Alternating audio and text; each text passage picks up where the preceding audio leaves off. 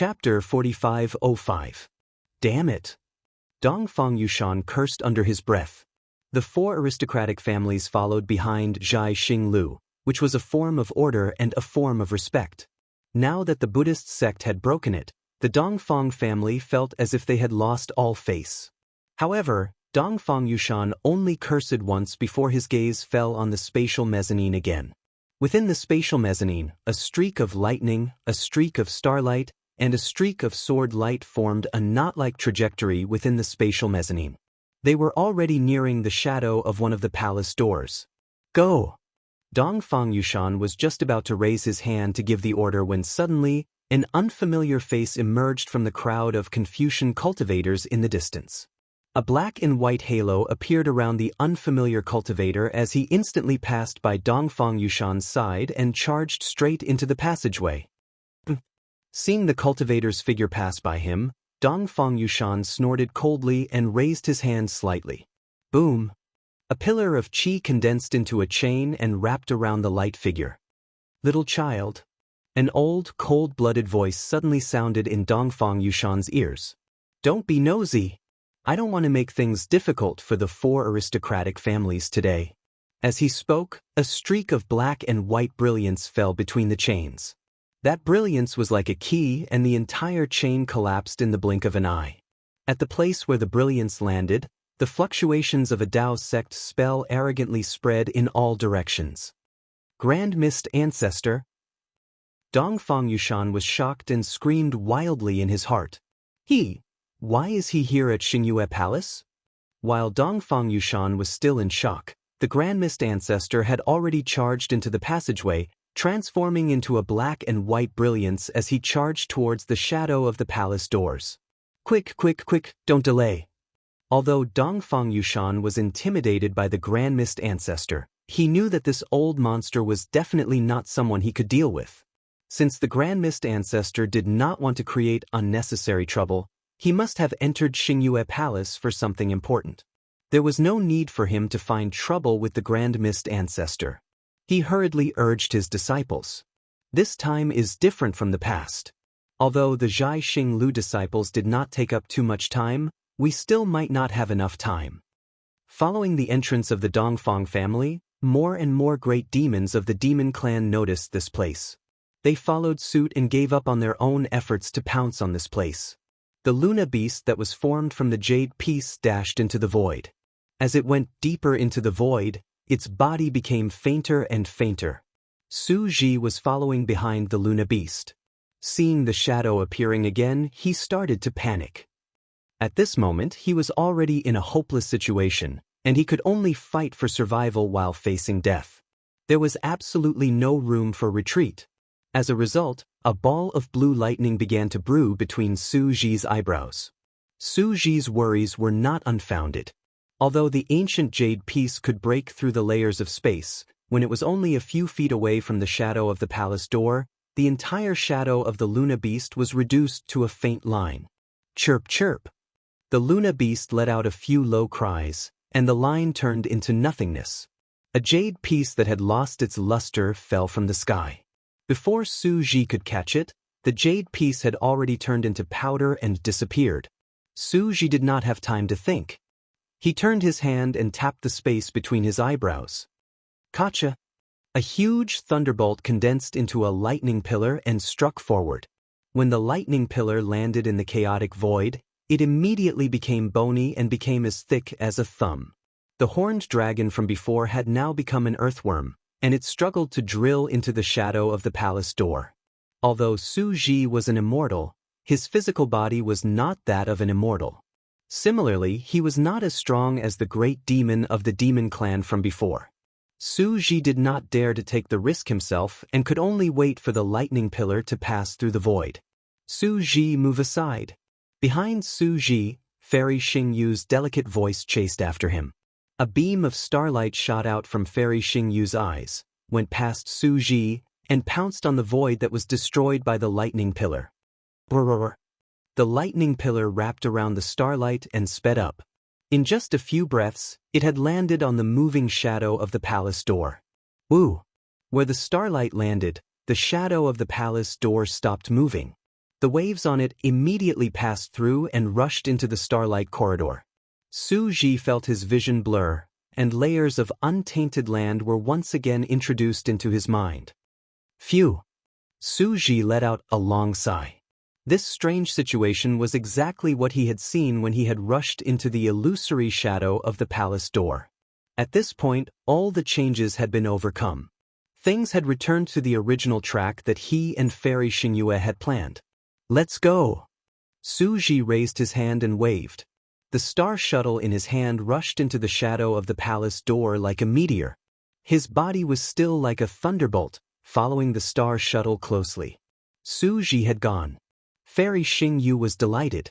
She turned to look at Xiaohua, who was following behind her, and could not help but feel emotional. If Xiaohua had not found the correct shadow of the palace door and urged him, even if Su Ji had used the ancient jade slip, it would have been impossible for him to connect the shadow of the palace door to the starlight corridor in time. Be careful. There may be chaotic storms ahead. Fairy Xingyu reminded him and sped up, following behind Su Ji. Xiaohua nodded. With a flash of sword light, he also entered the shadow of the palace door. Behind Xiaohua, the waves of starlight that were as brilliant as fireworks rushed all the way to the edge of the spatial mezzanine. Boom! The moment the shockwave rushed out, a huge, protruding star mark appeared in the night sky above the Crimson River. This star mark was several miles in size and had many folds of light, just like a huge palace gate. Let's go! At this time, the disciples of the Dongfang family had already entered. The disciples of the Shimin family, the Nangong family, and the Baiming family were preparing. When they saw the expected door appear, they did not wait any longer. They each chose a direction and entered at the same time. The four great clans had just entered the passageway when the Star Moon Palace moved again. However, this time, there was a link at the palace door that was connected to the Thousand Demons' sacred realm. When the Star Moon Palace moved, the passageway that was condensed from starlight also moved. The passageway was also pulled by the almost chaotic interlayer of space. Although it moved, the aura in the chaotic space rushed into the starlight passage through the gaps in the starlight again. Whoosh!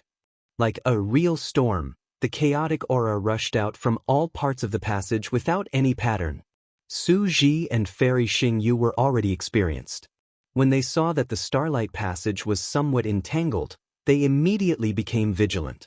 As they released their divine senses, they immediately dodged when they sensed signs of a storm. As for Xiaohua, his flying technique was not inferior to Su Ji's and Fairy Xingyu's, so he was even more sensitive to approaching danger. In particular, when the chaotic aura passed through the starlight passage, Xiaohua instantly felt a sense of familiarity. Even if he did not use his divine senses, he could still dodge in time. Some distance behind Xiaohua were the Buddhist protectors who had rushed in first. They weren't as relaxed as Xiaohua and company. Seeing the chaos storm suddenly descend, the two sons of Buddha didn't have time to dodge. The chaos aura landed on their bodies. Boom, boom, boom. Their bodies suddenly expanded.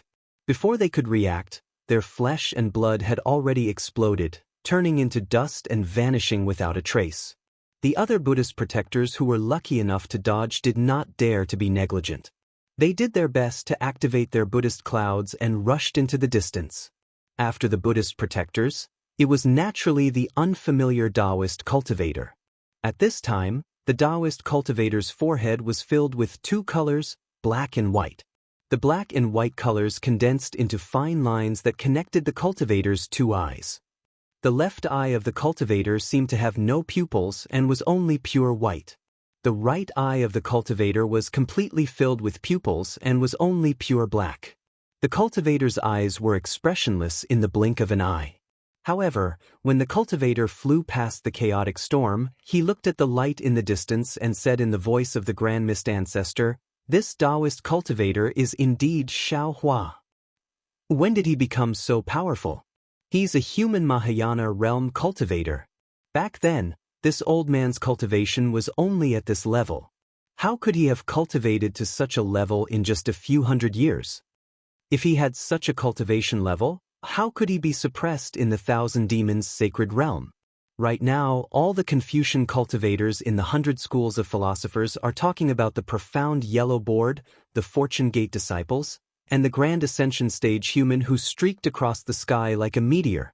But who can tell me where he came from? The Grand Mist Ancestor was almost muttering to himself. Based on the clues we have now, he was the first to appear when I escaped. However, at that time, he was at the Eye of the West Sea. Later, he appeared in the Yu Province's Longevity Town. If I'm not mistaken, he must have arrived at the Longevity Town through the Eye of the West Sea. Damn it, this bastard's luck is too good. There are so many spatial veins, and only a few people can come out alive. He just happened to be able to enter one of them. Sigh, if I had known that this Xiaohua was so mysterious, I would have brought him out back then. The Grand Mist Ancestor was already regretting his decision. If I had subdued him back then, wouldn't he be my powerful right-hand man now? But now, I've already offended him, and this enmity is not easy to mend. After that, I even let Taoist Master Qing Su and Master Heaven Flipping covet his forces in the soaring Dragon Mountain range. I don't even know if he's discovered it now. Of course, it was only for an instant, and the Grand Mist Ancestor said coldly, "Humph, so what if we fall out?" Right now, the 3 continents are in turmoil, and heroes are emerging in large numbers. There are as many heroes as there are hairs on an ox in this chaotic world, but there is only one true emperor. With the Yin Yang Illustrated Handbook, it's only a matter of time before I recover to the peak of the Grand Ascension stage. Let me ask you, who in this world can be my opponent? Xiaohua is nothing more than a helper sent by the heavens to assist this old man in achieving hegemony. If he is tamed, then this old man doesn't mind giving him some benefits.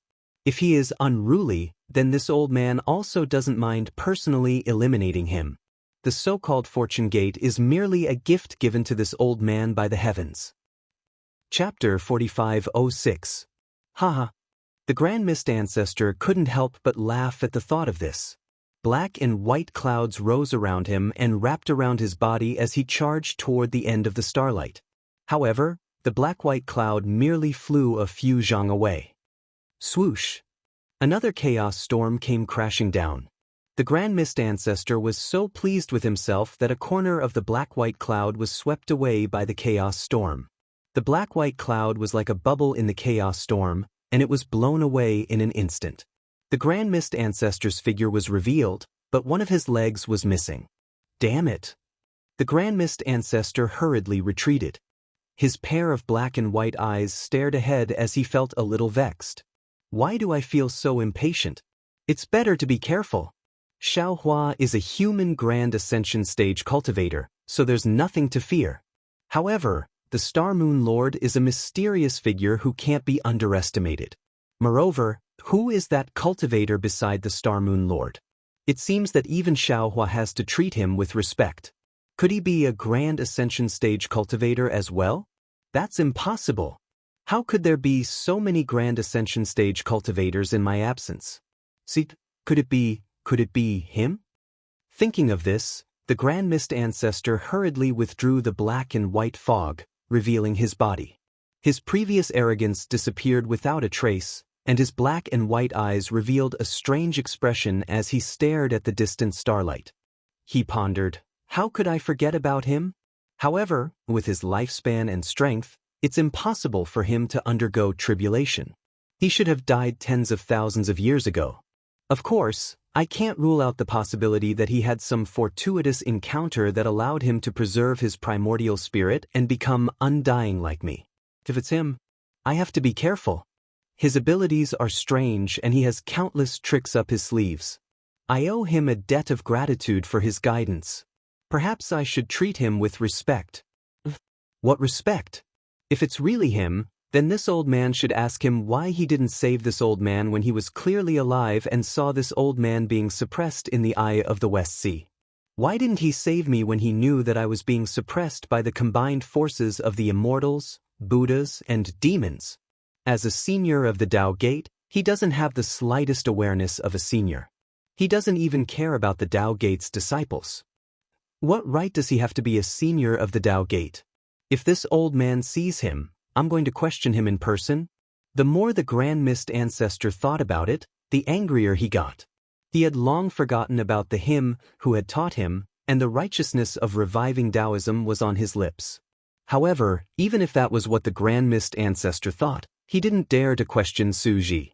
If Su Ji was really him, the Grand Mist Ancestor understood that Su Ji's divine ability could be withstood by those around him. The Grand Mist Ancestor wouldn't dare to appear in front of Su Ji. Therefore, even though the Grand Mist Ancestor had sensed the Dongfang family's disciples chasing after him, he did not dare to rush towards the Star Moon Palace. Even Su Ji and the others didn't dare to underestimate the power of the Chaos Storm. Even the Grand Mist Ancestor wasn't spared, not to mention the other cultivators. Most of the disciples of the four great clans who had rushed in first were caught off guard when they saw the chaotic windstorm falling. The lucky ones naturally saw the windstorm brushing past them and broke out in a cold sweat. The unlucky ones could only watch as the windstorm fell. Not to mention their physical bodies being destroyed and their bones turning into powder, even the subbodies that had been brewing for a long time were destroyed by the windstorm. They first turned into vital energy, then merged with the chaotic aura and turned into nothingness. Naturally, there were some Confucian cultivators who weren't willing to die. Most of them had imperial weapons in their hands or on them.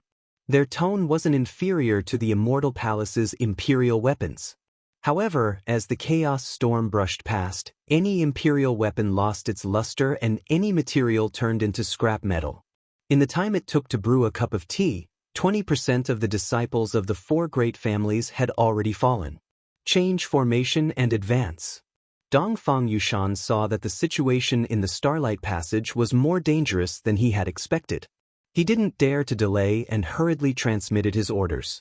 Unfortunately, within the Starlight Passage, his strength of a mere 7th-level origin power martial grandmaster wasn't enough. No one could hear him. Dongfang Yushan had no choice but to shout at the top of his lungs. Fortunately, the Dongfang family's foundation was rare in the hidden Immortal continent. The disciples who were selected to enter the Star Moon Palace were mostly elites of the human race. They still had the ability to remain calm in the face of danger. When they heard Dongfang Yushan's orders, they immediately stabilized and hurriedly changed their formation. In a scattered star formation, they advanced inwards. If the Dongfang family could do this, the Shimin family, Nangong family, and Baiming family could do the same. The four great families occupied the entire Starlight Passage and rushed towards the Star Moon Palace. Compared to the four great families, the Confucian cultivators of the 100 schools of philosophers were slightly inferior. However, the human race was strong in unity and order. Although nearly 30% of the disciples had fallen in the chaos storm, they still stubbornly advanced towards the Star Moon Palace.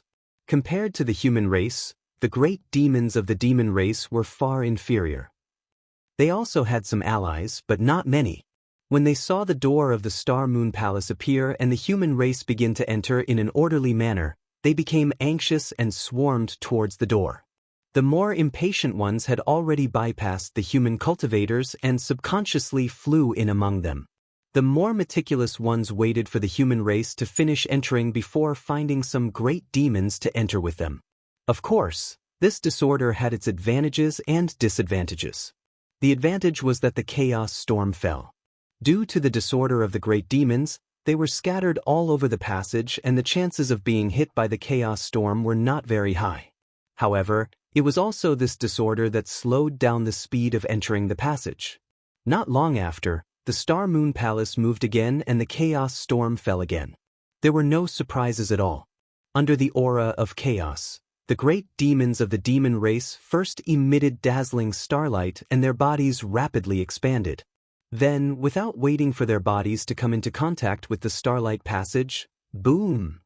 Every bit of flesh and blood in the great demons' bodies exploded. This exploded flesh and blood separated from the starlight and immediately turned into nothingness. Go, go, go! The great demons of the demon race were all terrified. They scrambled to fly towards the Star Moon Palace with all their might. It was inevitable that the passage would be somewhat chaotic. However, it was fortunate that this was not the first time that the Confucian cultivator clans had entered. They were already prepared and gave up part of the space to avoid the great demons. After a full hour, there were no longer any traces of humans or demons on the Crimson Earth River. Although the moon and stars were still bright, and the night wind was blowing, the endless loneliness was still spreading in all directions, even more endlessly than the aura of primordial times. At this moment, the area of 100,000 miles around the Star-Moon Palace was filled with endless whirlpools of wind blades. Although the appearance of the Star-Moon Palace only triggered the aura of chaos within 1,000 miles, the changes in heaven and earth caused by the Star-Moon Palace were not limited to this. Although the wind blades formed small whirlpools, there was a huge whirlpool that surrounded the entire Star-Moon Palace. Xiao Hua and the others were inside the whirlpool and could not sense it. However, the demon race inside the whirlpool could sense that even if they released their primordial thoughts could not come within 100,000 miles. Even Immortal Emperor Go Chen's supreme heavenly mirror and Mahavarakana revered world's divine ability could not see what was happening within 100,000 miles. Although Xiao Hua did not know that so many things were happening in the passageway behind him, he could guess with his heels. Although he was flying at the front, he had encountered more than a dozen chaotic storms within the Starlight Passage, and had even narrowly crashed into them several times. As such, he was well aware of the tragic fate of the Confucian cultivators behind him. Xiao Hua saw the brilliance of the stars and the moon, which was even larger than a mountain, filling the entire passageway. In the brilliance of the stars and the moon, there was even a protruding light pillar that was about to split the heavens and the earth.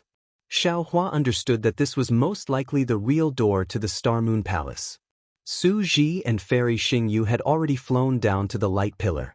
Both of them were wearing armor and had solemn expressions. Su Ji urged his body to slowly fly above the light pillar, as if he was checking the situation of the palace door. Fairy Xingyu, on the other hand, had a puzzled look on her face as she watched Xiao Hua fly over. "You actually know the swordsmanship of the Confucian cultivators?" Fairy Xingyu asked directly. "And you've even reached the sword transformation realm?" Xiao Hua said faintly, "Didn't I tell you before? In the Dawn Rain continent, there is a group of sword cultivators who specialize in swordsmanship. I have obtained their secret technique, so I can transform into a sword." "Even if you can transform into a sword?" Fairy Xingyu shook her head again. "The body of the human clan is absolutely no match for magic treasures and armor. I don't understand why you don't wear armor to protect yourself.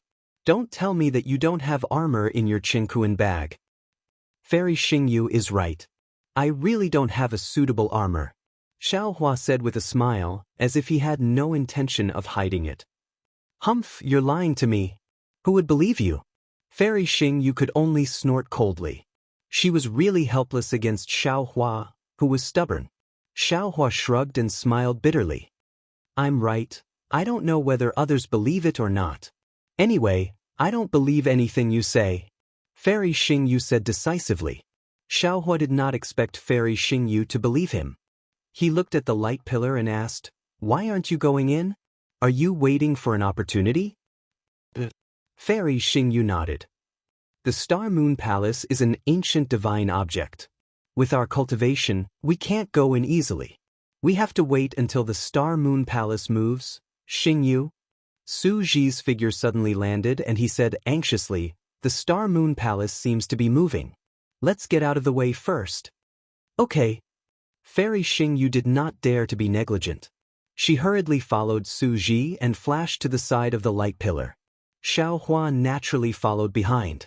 As soon as the three of them stood still, the brilliance of the stars and the moon that filled the world began to vibrate slightly. Then, the aura that was as vast as the sea let out a low roar.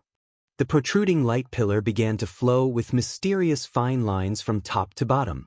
The fine lines were extremely strange and exuded an unapproachable majesty. When the fine lines fell to the bottom of the light pillar, the entire light pillar swelled toward the passage like a bubble. Puff! The light pillar turned into an aura and rushed out, revealing a starry sky under the brilliance. Chapter 4507. "Let's go!" Su Ji shouted, obviously reminding Xiao Hua that Fairy Xingyu's figure had already flashed into the starry sky. Entering the Star-Moon Palace was not too troublesome. Xiaohua only felt a strong primitive aura coming from all over the starry sky, making his mouth and nose feel very comfortable. Phew! Standing in the starry sky, Suji looked at the huge, convex, starry door behind him and the mottled light and shadow outside the starry door. He let out a long sigh and said, "Entering the Star-Moon Palace has never been as difficult as this time." Fairy Xingyu looked at the void under her feet and the picturesque stars and moons around her and said, "Maybe it was too easy before and we didn't gain anything. Today's difficulty is the only way we can find the real passage." "What was it like before?" Xiaohua asked tentatively. In fact, Xiaohua had wanted to ask this question for a long time. However, seeing that Su Ji and Fairy Xingyu were unwilling to say more, Xiaohua understood that although the two immortals trusted him, they were still somewhat guarded against him. After all, they had been taught a lesson before him. Now, they only knew about the primordial chaos ancestor. Who knew what the primordial chaos ancestor was like before? Therefore, Xiaohua never asked too much about things that they did not want to say because he had a lot of things that he had not told them. It wasn't so complicated in the past. Su Ji replied faintly, "Before we came in, there were many illusory doors. We only needed to find the right one, activate the spirit shuttle, and let the spirit shuttle find the right passage. At that time, there were sometimes chaotic storms in the Starlight Passage, but not many. We were the first to come in and have encountered them more than 10 times. Based on our previous experience, 3 times is enough." Fairy Xingyu looked at the mottled starry door and gloated. This time, the 4 aristocratic families and the Confucian cultivators are unlucky. I'm afraid they will lose 50% of their disciples. In the past, only 10% of the great demons of the demon clan would die. This time, it will probably reach 30%. Su Ji nodded. After all, the chaotic storms have multiplied several times. Although their demon bodies are strong, under the chaotic aura, their demon bodies are like ants. Primordial chaos seems to be here. Fairy Xingyu thought for a while and finally reminded Su Ji. Su Ji's face sank as he nodded. "Yes, I've already sensed his aura. Although his strength is not as strong as when he was at his peak, he has already refined the yin-yang illustration mirror and entrusted his primordial spirit to it. His divine powers are even stronger than before." Fairy Xingyu said again. "Not bad." Su Ji turned his head to look at the huge stargate and said, "After refining the yin-yang illustration book, he has the preliminary ability to reverse yin and yang. Moreover, he also used the power of the yin-yang illustration book to forcibly occupy the body of a Taoist cultivator. If there is no special magic, it is very difficult to recognize him. Unfortunately, a dog can't change its habit of eating shit. Some people would never do something in their lifetime, but some people would do it with a wave of their hand. Some people would rather die than think about something, but some people would take it for granted. Fuck." Fairy Xingyu glared at Su Ji with dissatisfaction and said, "Aren't you saying that I'm waiting for myself?" "That's right." Su Ji nodded solemnly. "In this aspect, we can't compare to Xiaohua." Xiaohua was extremely embarrassed. He waved his hand and said, "Senior, you think too highly of me. In a life and death situation, I will also take over someone else's body." "You won't." Su Ji seemed to be more certain than Xiaohua. Xiaohua smiled bitterly and touched his nose. "Senior seems to understand me better than I do. Because a cultivator like you is the darling of the heavenly Tao. How could the heavenly Tao bear to test you with such a cruel choice?" Su Ji answered calmly, without any hint of jealousy in his voice. "Senior, you're flattering me." Xiaohua disagreed. However, when he saw that Su Ji and Fairy Xingyu were not in a hurry to move forward, as if they were waiting for something, he asked again, "By the way, why is the Hong Meng ancestor here? Does he also need to come to the Star-Moon Palace to comprehend?" "I don't know either." Su Ji shook his head. "Hong Meng is the most scheming. He came to the Star-Moon Palace in his early years and disappeared from our sight. However, after he left the Star-Moon Palace, he did not mention a word about what he saw in the Star-Moon Palace. I have never interrogated him about this. He must have encountered something in the Star Moon Palace last time. This time he wants to go and take a look. Hee, isn't that just right? Xiaohua chuckled. Let's wait here and stop him first and interrogate him. Moreover, Xiaohua originally wanted to say that he also had a grudge with the Hongmeng ancestor and wanted to ask about it. However, Su Ji shook his head and said, everyone has their own ambitions. Why force him? Moreover, Hongmeng's ambition is too big. He will burn himself sooner or later. Why should we be nosy? Looking at Fairy Xingyue's pursed lips, Xiaohua nodded inwardly. He gave Su Ji a thumbs up in his heart. Only such a magnanimous cultivator was worthy of being an immortal. Only such a broad-minded immortal was worthy of being a law enforcer. Xiaohua admitted that it was difficult for him to pardon someone who had harmed him. Let's go. Su Ji originally wanted to wait a little longer. However, when he heard Xiaohua mention killing the Hongmeng ancestor, he did not want to wait any longer. He called out and rushed into the starry sky. Let's go. Fairy Xingyue was obviously like Xiaohua. She wanted to make a fool out of the Hongmeng ancestor. However, she was helpless now. She shrugged and said, let's go through the meteor belt first. However, speaking of which, isn't it a little early to go through the meteor belt? Su Ji did not answer Fairy Xingyue. Fairy Xingyue chased after him resentfully. Xiaohua also looked thoughtfully at the huge stargate and urged his body to follow the two immortals. The inside of the Star Moon Palace was incomparably huge and there were no restrictions that restricted divine sense. Xiaohua tried to release his divine sense, but he could not reach the end of the Star Moon Palace. Moreover, the space of the Star Moon Palace was very strange. It was different from the three continents, the ruins, and the primitive continent. Xiaohua had already tried, but he could not sense the Shenhua continent. Needless to say, the Kunlun mirror could not be used either. More importantly, Xiaohua vaguely felt that the power of laws that imprisoned him on the three continents had somewhat disappeared. The power of the two immortals flying in front of him had quietly changed. Perhaps they had already broken free from the shackles of the 9th grade essence force. It's worthy of being an ancient divine object. Xiaohua could not help but sigh. The Star Moon Palace seems to have formed a world of its own. Even the laws are different. No wonder the space and the Kunlun mirror cannot be used. Only a divine object like this has a passageway to the immortal world. After Xiaohua and the others left, a stream of light flashed above the stargate. First, a bald head poked in and then looked around. Then, a fat figure squeezed in. This Buddhist sect guardian looked very ordinary, but one of his eyes was black and the other white. The Buddhist sect guardian jumped into the starry sky and his fat body jumped a few times on the spot. He looked around blankly and then muttered to himself, so, the Star Moon Palace is like this. But where's the Star Moon Master who came in earlier? Where are the two Dao sect cultivators? After a while, there was no response from the silent starry sky. Only then did the Buddhist sect guardian smile. Looking at the place where Xiaohua and the others had disappeared, the voice of the primordial chaos ancestor sounded from the guardian's mouth again. So they left long ago. Looks like that cultivator was not him.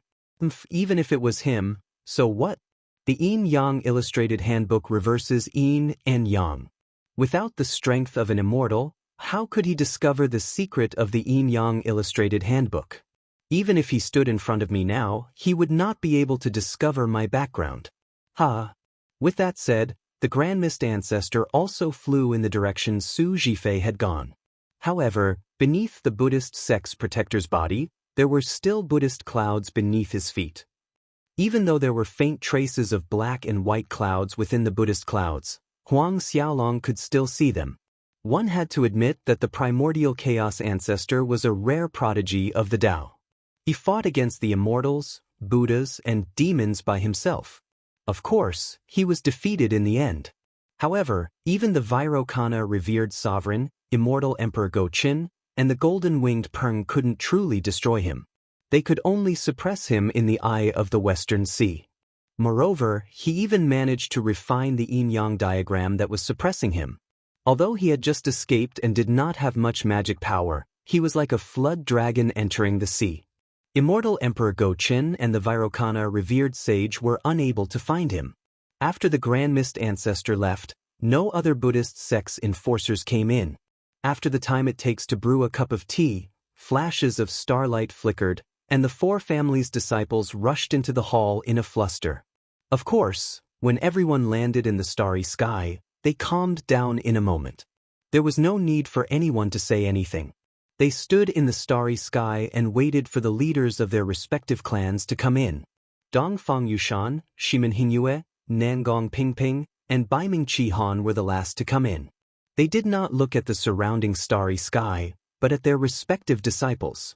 Although they had expected it when they saw the number of people in the group, their faces were still a little pale. Dongfang Yushan looked at Shimen Hingyue and the other two and sighed. Brothers, our task this time is considered a failure. Our Dongfang family has lost almost half of our disciples. I presume that the rest of you are about the same, right? Nangong Pingping said. I have already heard from my brother's introduction. According to them, entering the Star Moon Palace was not a big deal. Even if our luck was bad, it was impossible to lose 10% of our disciples. Now it is actually half. I don't know how to explain it when I return to the clan. Shimen Hingyue glanced at Dongfang Yushan and said, Brother Dongfang must have some plans. I won't hide it from you, brothers. I also wanted to come here when I came in. Our four great clans have been friends for generations, and we're not the same as the 100 schools of Confucianism. Our clans have always benefited both sides if we cooperate. Today's situation does not allow us to hesitate.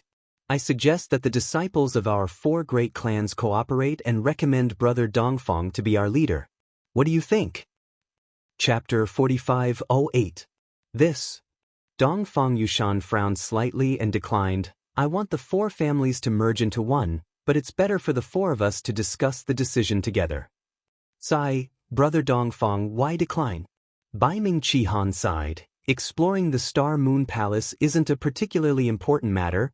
Brother Dongfang doesn't need to take any responsibility.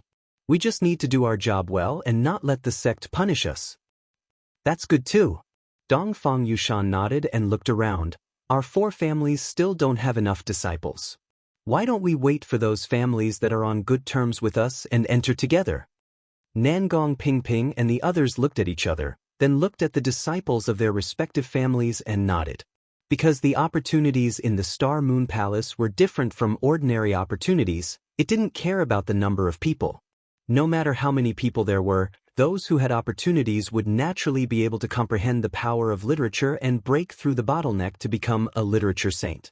No matter how few people there were, if they didn't have opportunities, they would gain nothing. Seeing that no one had any objections, Dongfang Yushan discussed with the others in a low voice and quietly allowed the other disciples to enter. During this time, there were more great beasts from the demon race who came in one after another. When these great beasts entered, they were all ecstatic. Then, they looked at the humans who were waiting inexplicably and moved their bodies to different places in the starry sky. Seeing that these great beasts flew in different directions, Dongfang Yushan and the others looked at each other and smiled with disdain. Because, like the Grand Mist Ancestor, they were very clear that there were countless passages from the Star Moon Palace to the depths of the starry sky. However, until now, they only knew that the path to the meteor belt was the safest and had the least number of monsters. After the great beasts, the disciples of various families came in. Seeing the disciples of the four families waiting here, how could they not know why? Those who were related to the four families naturally came over, and those who weren't were also thinking of ways to get close or began to form an alliance according to the previous plan. Gongshu family, Murong family, Duanmu family, Huangfu family, Confucius family, and other families also began to gather around, ready to go. While the four aristocratic families were gathering their forces, Xiaohua had already followed Su Ji and Fairy Xingyue to the so-called meteor belt. According to Xiaohua's thoughts, the so-called meteor belt should be similar to the falling rock formation he had seen before. There would be many meteors shuttling back and forth in this area. If one wanted to pass through, they only needed to avoid the meteors and be careful. However, when he flew through the starry sky and arrived in front of a huge space, He realized that he had been too naive. The Star Moon Palace was a place that even the two banished immortals feared, so how could it possibly have a simple rockfall matrix? In front of Xiaohua was an extremely large space. This space was almost boundless and stretched across the starry sky in front of the three of them. There were a lot of spatial fragments in the space, and these fragments were constantly flying around recklessly. Xiaohua looked at it. These fragments were either in the shape of a long strip, or in the shape of a square, or in the shape of an irregular hexagram. However, when Xiaohua looked deeper into the space, there were even more fragments that didn't have any fixed shape. One moment, they would condense into a circle, and the next moment, they would condense into a sheet. The strangest thing was that there were lines that didn't have any shape flowing freely in the space. However, no matter the size or shape of the fragments, there was a layer of starlight flickering around these fragments. The starlight blocked Xiaohua's vision, so he couldn't see what was under the starlight. Xiaohua released his divine thought naturally, but as soon as his divine thought entered the space, it was immediately torn apart by several unknown forces. It was instantly torn apart, and an indescribable stabbing pain came from his Naiwen palace. The innate divine restriction outside his Naiwen palace actually couldn't stop this space from attacking his divine thought. When they were slightly closer, boom, boom, boom. Layers upon layers of ghostly wails and wolf howls came from the space. This sound of the wind was quite soul-stealing, causing Xiaohua to feel a chill run down his spine. The strangest thing was that within the space, there was also the aura of a violent wind blowing against his face. Strands of ripples also rushed over along with the aura. Xiaohua could easily distinguish that a portion of the aura and ripples were similar to the Thousand Demons' sacred realm, while a portion was similar to the ruins and the primeval continent. Of course, there was still a portion that Xiaohua did not know about. This. Xiaohua was dumbfounded. He whispered to Fairy Xingyu, "Is this the meteor belt that Senior mentioned?" "Of course." Fairy Xingyu said proudly, "Can't you see that there is starlight on these fragments? Moreover, these fragments are flowing in this space like water. Shouldn't they be called a meteor belt?" "Alright." Xiaohua said helplessly, "I thought the so-called meteor belt was similar to the star array." "What?" Fairy Xingyu said with a smile, "Do you think this name is inappropriate?" "It's not that it's inappropriate," Xiaohua said with a bitter smile. "I just think it's a little weird to call it a meteor belt." "Then there's no other way." Fairy Xingyu said with a smile, "I was the one who named the Star Moon Palace. Now, it's famous in the 3 continents. If you want to change it, I'm afraid it won't be easy." "Senior, is there any danger in this meteor belt?" Xiaohua ignored Fairy Xingyu's show and looked at Suji. Suji looked at the chaotic space and pointed at the space fragments with his hand. He said, "These space fragments are different. Some are earth fragments, some are ocean fragments, and some are pure void fragments. If they are void fragments, there will be voids in different realms. After the human clan enters, most of our bodies will be destroyed by the chi of heaven and earth. Even if they are earth fragments, ocean fragments, or mountain fragments, there will be some strange beasts on them. Some of these strange beasts are from the immortal world, some are from the Demon League, and there are many that we don't know. If the human clan cultivators encounter them, they will most likely die." Xiaohua narrowed his eyes and looked at the fragments that had no rules. His heart was pounding. Su Ji then pointed at the space between the fragments and said, "Then there are these spaces. Divine sense can't enter these spaces. Even if our divine sense were to enter, it would be torn apart, let alone your divine sense. The reason why there is such a strange phenomenon is because these space fragments belong to different realms. The auras of different realms collide with each other in the space, forming an extremely strange cutting force. You must have sensed the aura within. Some are similar to the Thousand Demons' sacred realm, some are similar to the Immortal realm and the Demon League. Most of them are ancient, desolate auras. Those are the fragments left behind when the Star Moon Palace was refined in ancient times. There are shattered, desolate spaces on them. The chaotic intertwining of the auras of different realms will not only tear apart divine senses and extended thoughts, but also the bodies of the human clan. Therefore, We can't fly through this space for no reason. We can only find a gap in the chaotic aura and land in a safe space fragment. Then we can cross this meteor belt step by step.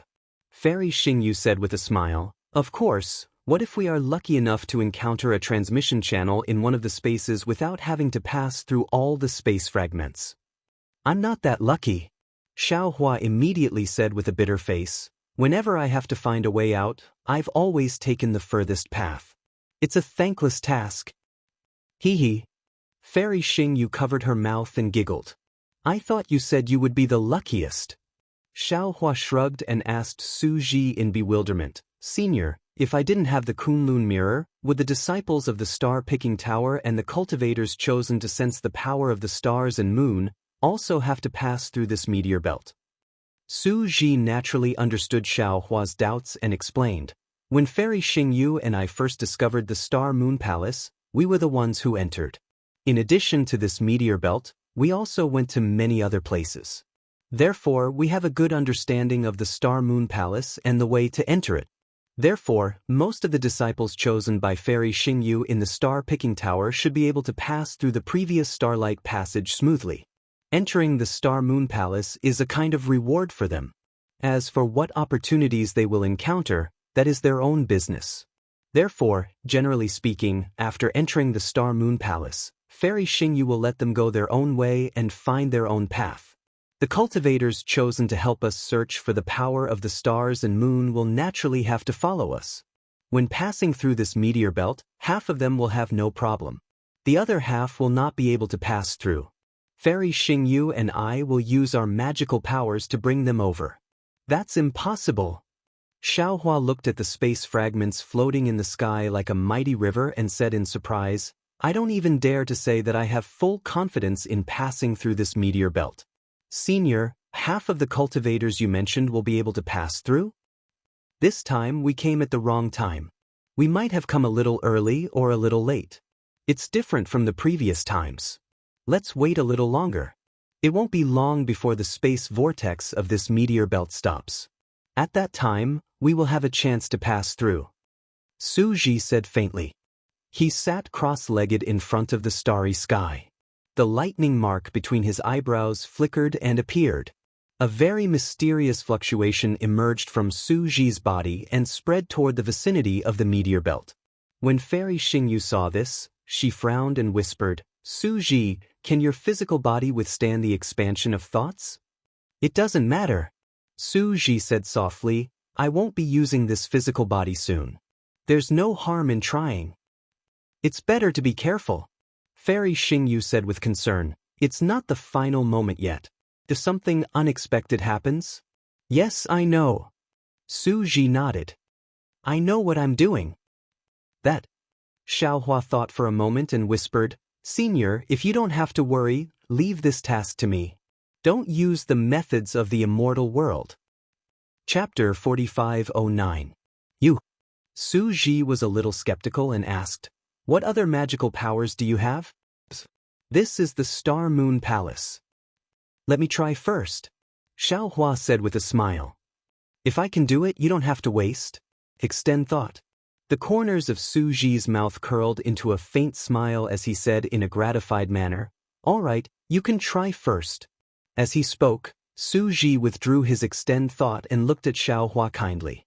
Even Fairy Xingyu had a grateful smile in her eyes. Xiaohua nodded slightly at the two immortals. He raised his hand and patted his forehead, opening his delusion breaker eye again. Seeing a green shadow flashing between Xiaohua's eyebrows, Su Ji and Fairy Xingyu looked at each other with a strange look in their eyes. Xiaohua opened his eyes, and everything in front of him changed again. What starry sky, what meteor belt, they all disappeared.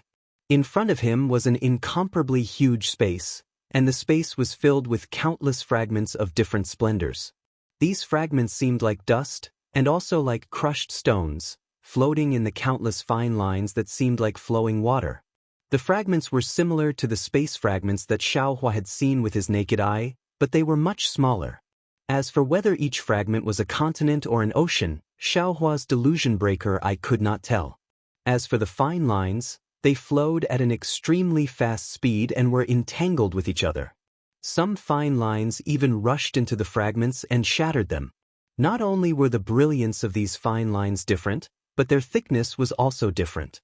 Some were as thin as hair, and some were as thick as threads.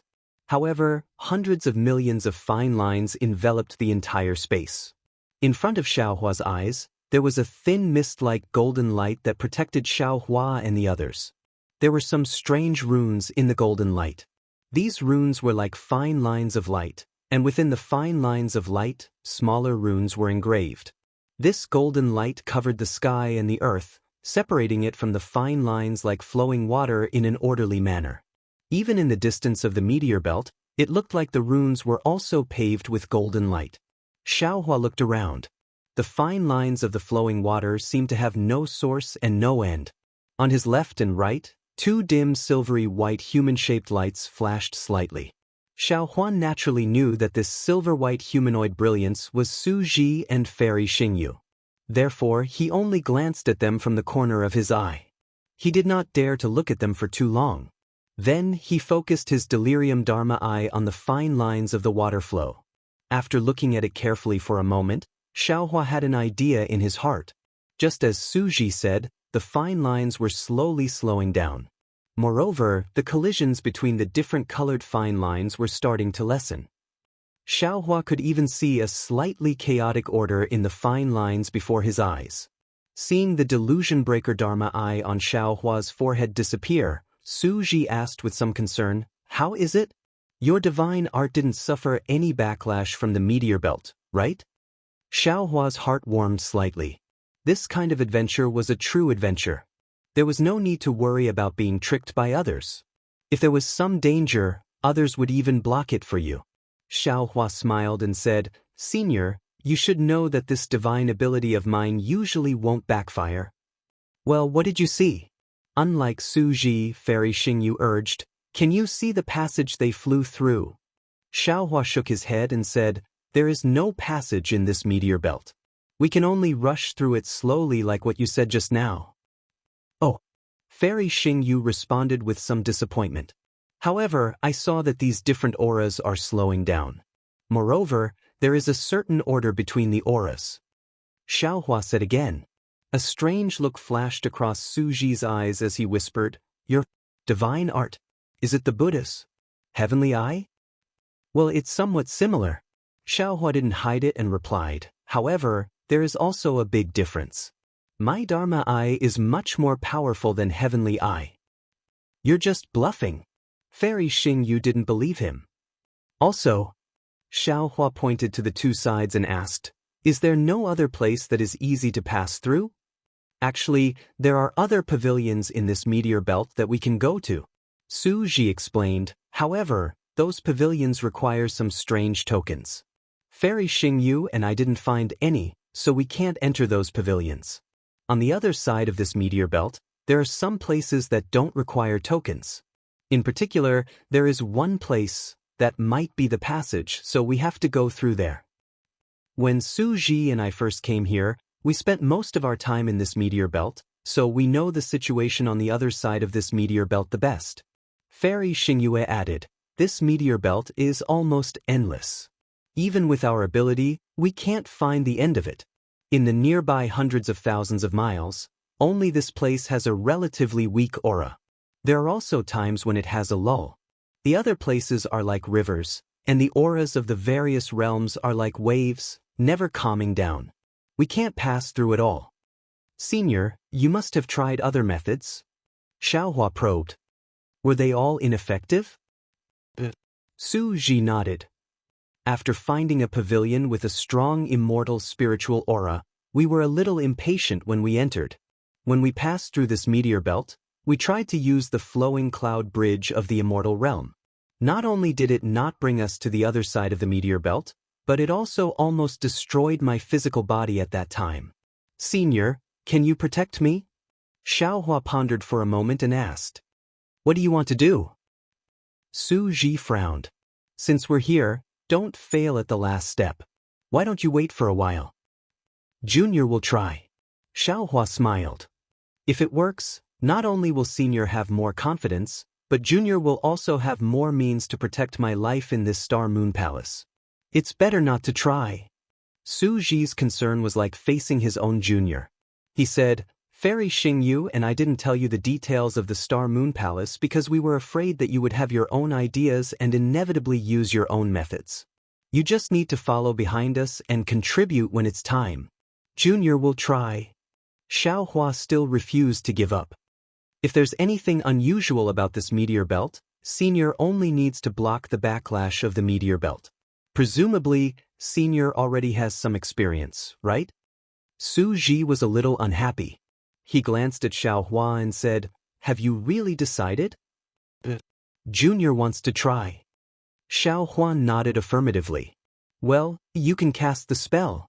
Su Ji agreed. If there's anything unusual, I'll block the backlash for you.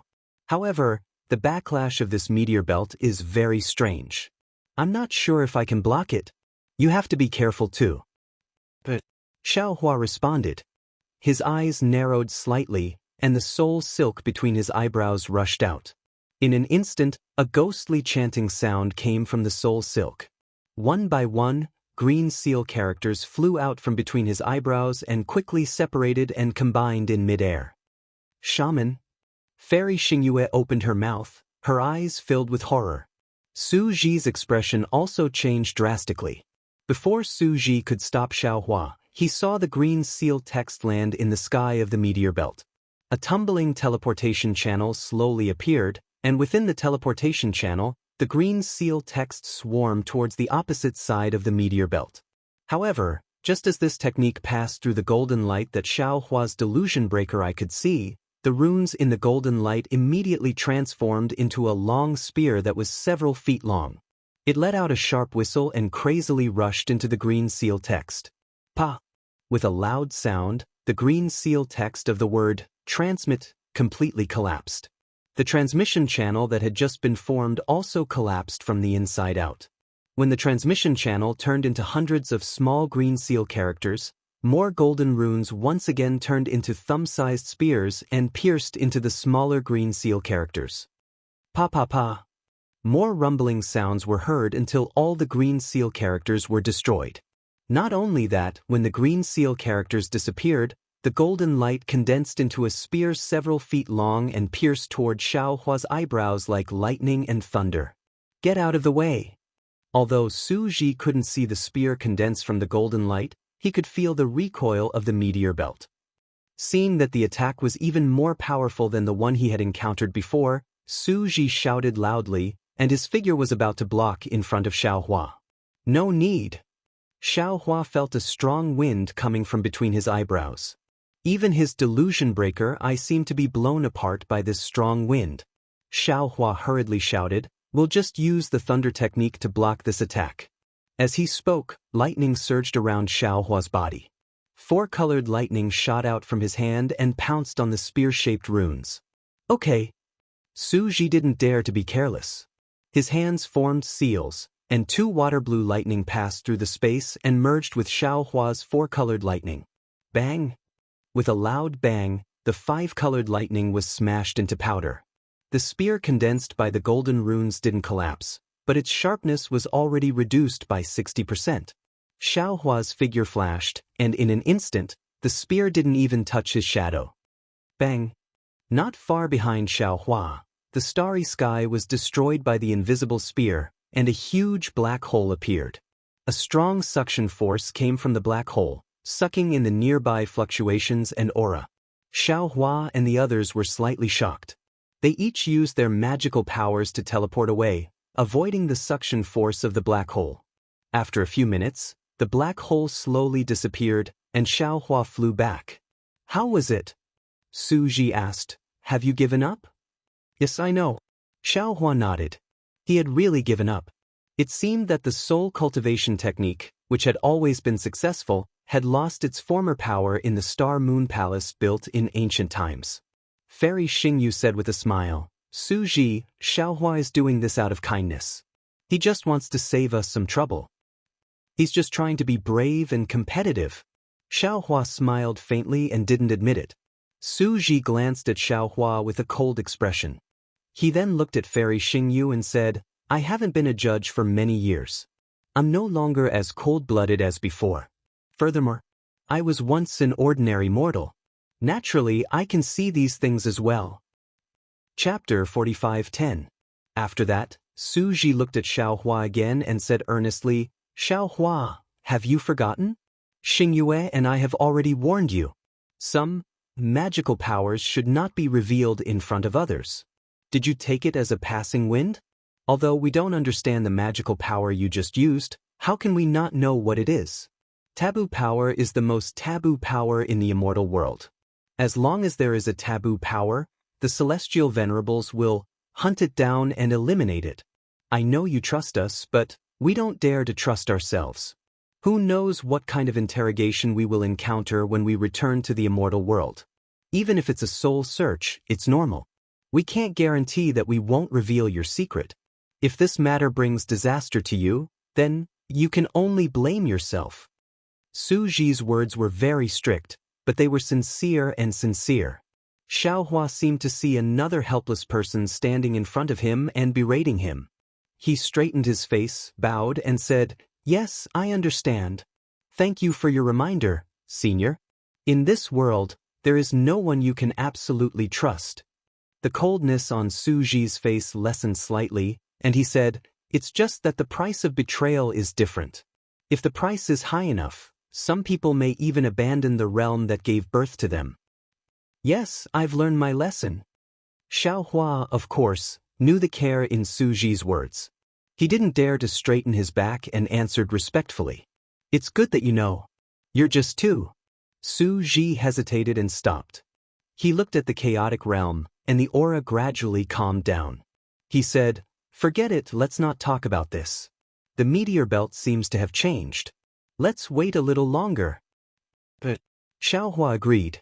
In fact, he opened his illusion breaker eyes again and carefully observed the meteor belt. Fairy Xingyue watched Su Ji berate Xiaohua from the side. Her eyes showed a trace of confusion and a trace of complexity. At this time, the Xingyue palace had begun to bustle.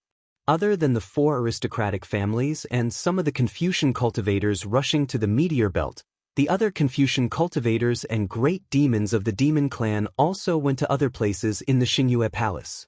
There were no traces of people outside the Xingyue palace. When the Xingyue palace moved again, even the starlight passage between the gate and the 1,000 demons' sacred realm could not hold on. Swoosh, swoosh, swoosh. The entire starlight passage completely collapsed, and the passage was completely filled with chaotic storms. In just a moment, the starlight disappeared, and a powerful whirlwind in the interspace. The whirlwind blew out of the interlayer, scattering the power of the stars and the moon in the sky. Without the starlight passage, the Xingyue palace began to move faster. In the time it took to eat a meal, the huge aura within hundreds of thousands of miles was concealed in the void again. Boom! The moment the aura disappeared, the Chitty River, which had been split open by the Xingyue palace, let out a violent roar, and the river surged again. Furthermore, at the spot where the Xingyue palace had disappeared, the space within hundreds of thousands of miles seemed to have suddenly become completely empty. Endless qi of heaven and earth and noble qi surged in, forming a rare hurricane. Not only did the hurricane cause the wind and clouds to sway in the sky, but it also caused the Chitty River to surge with red waves.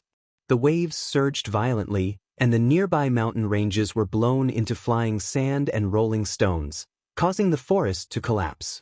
The previously bright starry sky was gone, and the hook-like crescent moon was even more desolate. Occasionally, it would appear in the gaps of the dark clouds. The moonlight was also scattered by the strong wind. The Xingyue palace appeared and disappeared again. It was unknown where it would appear again, and when it would appear again. Senior. Xiaohua observed for a moment in front of the meteor belt and whispered, It's about time. I feel that the aura in this area has begun to calm down. If I'm not wrong, I've found some patterns. Su Ji nodded.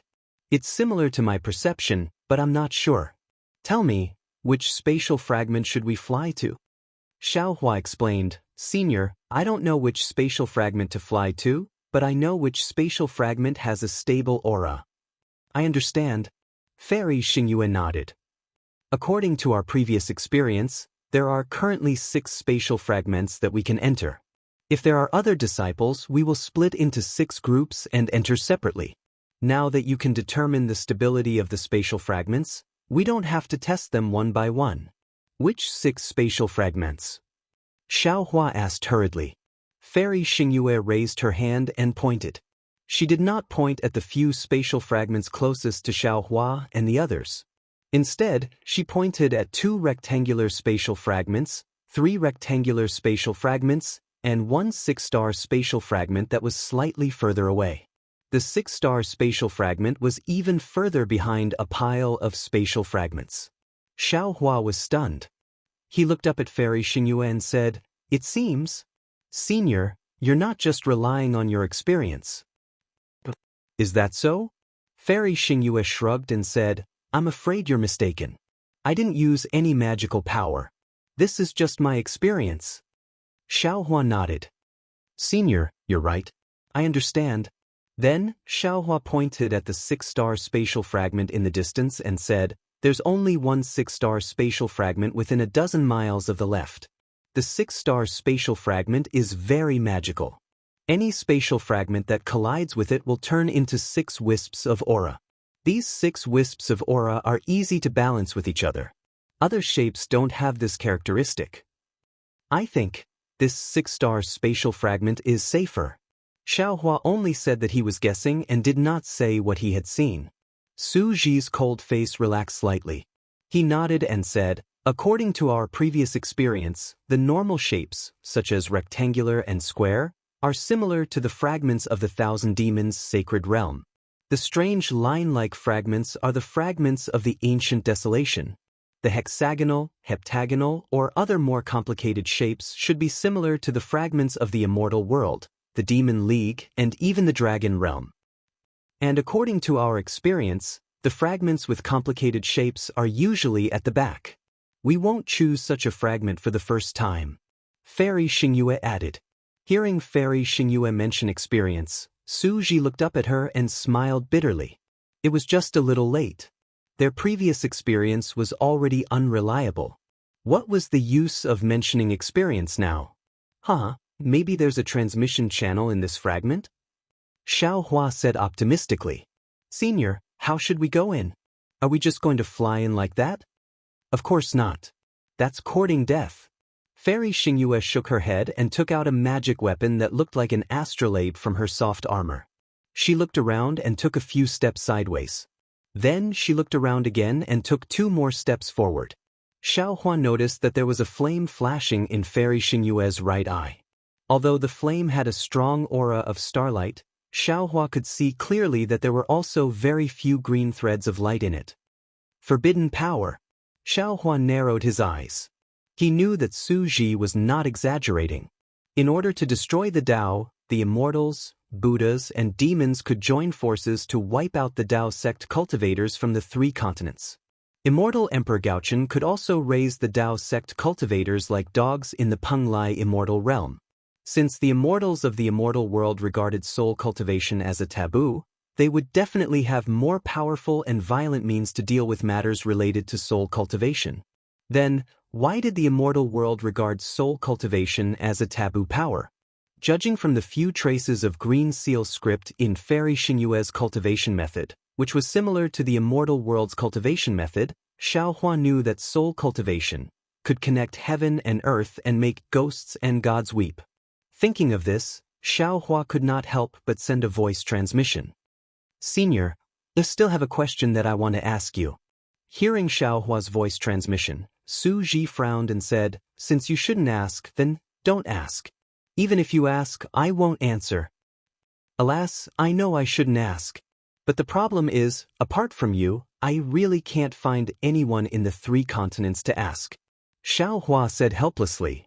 "And you're the only person in the world that I can trust. I've already told you that no one in the world can be trusted, including me." Su Ji replied mercilessly. However, Su Ji thought for a moment and said, "If you think you have to ask, you can ask, but I can decide not to answer." But Xiaohua nodded hurriedly. Looking at Fairy Xingyue, who was wandering in the starry sky, he asked, "I've seen the devil world's devil emperor sacrifice millions of blood spirits. He wanted to borrow the souls of those blood spirits. I don't understand. What's the use of these souls? Of course, in our Taoist Dharma spells, refining our natal Dharma treasures and cultivating the nascent soul out of the body also require the power of souls. I know this, but I don't understand. With so many souls, what kind of divine ability can you cultivate? You should ask the devil race this question." Su Ji did not want to answer Xiaohua's question. Xiaohua smiled bitterly. He himself had a demon lord's little brother, and this little brother was a pure demon clan's devil spirit. He also had the devil blade murder, but Xiaohua was clear in his heart that the demon clan devoured souls and raised them based on their instincts. They really didn't know the true use of souls, or perhaps only a higher realm than the demon realm would know. Seeing Xiaohua's bitter smile, Su Ji seemed to be unable to bear it. He thought for a moment and said, "The human race often says that human nature is the most complicated thing in the world. Then this soul is the most mysterious thing in the world. Even immortals don't dare to touch the power of souls. Let's put it this way. The foundation of the Buddhist sect's 9 transformations golden body is reincarnation, and the foundation of reincarnation is the soul. The foundation of the Buddhist sect's golden body and Buddha fruit is faith. Faith is a manifestation of the power of souls. Just this manifestation has created the Buddhist sect, a Buddhist sect that can compete with the Taoist sect. How big of an impact do you think the power of souls will have?" "Oh, Xiaohua, what do you think is the most primitive power of souls?" Chapter 45:11. Of course, Xiaohua knew that the answer Su Ji was talking about was probably the soul. However, he thought about it and answered in the opposite way, "From what I know, it should be pure physical strength." "Yes, you're right." Su Ji nodded. "Whether it's the human race, the demon race, the spirit race, the devil race, or the divine race and the holy light race that you don't know about, they all admit that the most primitive power in this world is the physical strength. Of course, the physical bodies of the other races may be different from the physical bodies of the human race. However, as far as I know, an immortal king who once came into contact with the forbidden power said that the most primitive power in this world is probably the soul power. Because the soul was formed long before the physical body can decay and decay, but the soul exists forever." "Junior understands?" Xiaohua nodded. "You don't understand." Su Ji interrupted Xiaohua unceremoniously and continued to explain, "I don't know if you know about the underworld. The underworld has the power of the dead, which is also a part of the soul power. The power of the dead is the nemesis of all magic power, immortal power, and Buddhist power. The underworld is not a simple world. It is the place where all life is annihilated and where all life sprouts. Even someone as strong as the heavenly lord of punishment of the punishment palace doesn't dare to provoke the underworld because the underworld has a part of the soul power. Xiaohua, Taoists can become immortals by cultivating spells, Confucian cultivators can ascend to heaven by cultivating Confucian techniques, Buddhists can cultivate the 9 transformations golden body, demons can break through the starry sky by tempering their demonic bodies, then, those who can control the soul power can cultivate gods." "Gods?" Xiaohua pretended to be surprised. "Gods, what are they? Can they also be cultivated?" Su Ji didn't answer. He saw that Fairy Xingyu had stopped and turned to look at him. He nodded at Fairy Xingyu and stared at Xiaohua. "Xiaohua, this is my last sentence. In the future, don't ask any other immortals such questions. Gods may be the end of the immortals' cultivation, or the end of the demon league, the immortal world, and the heavenly court. However, no immortal knows whether or not he will be a god at the end of his cultivation. Because there is a saying in the immortal world, gods can never be cultivated. Only the ancient times had gods. In the current era, there are no more miracles and no more gods. So, Xiaohua, there's no need to talk about taboo energy in the future." After saying that, Su Ji moved and landed beside Fairy Xingyue. He asked, "Xingyue, are you ready?" "Yes, I can activate it now." Fairy Xingyue nodded and said, "However, I need a breath of immortal qi. I just changed my body, so I can't activate the immortal mark. Then let me do it." Su Ji raised his hand to take the astrolabe, but Fairy Xingyu said worriedly, "You just used a similar immortal technique. Can your body withstand it?" "Didn't I just say it?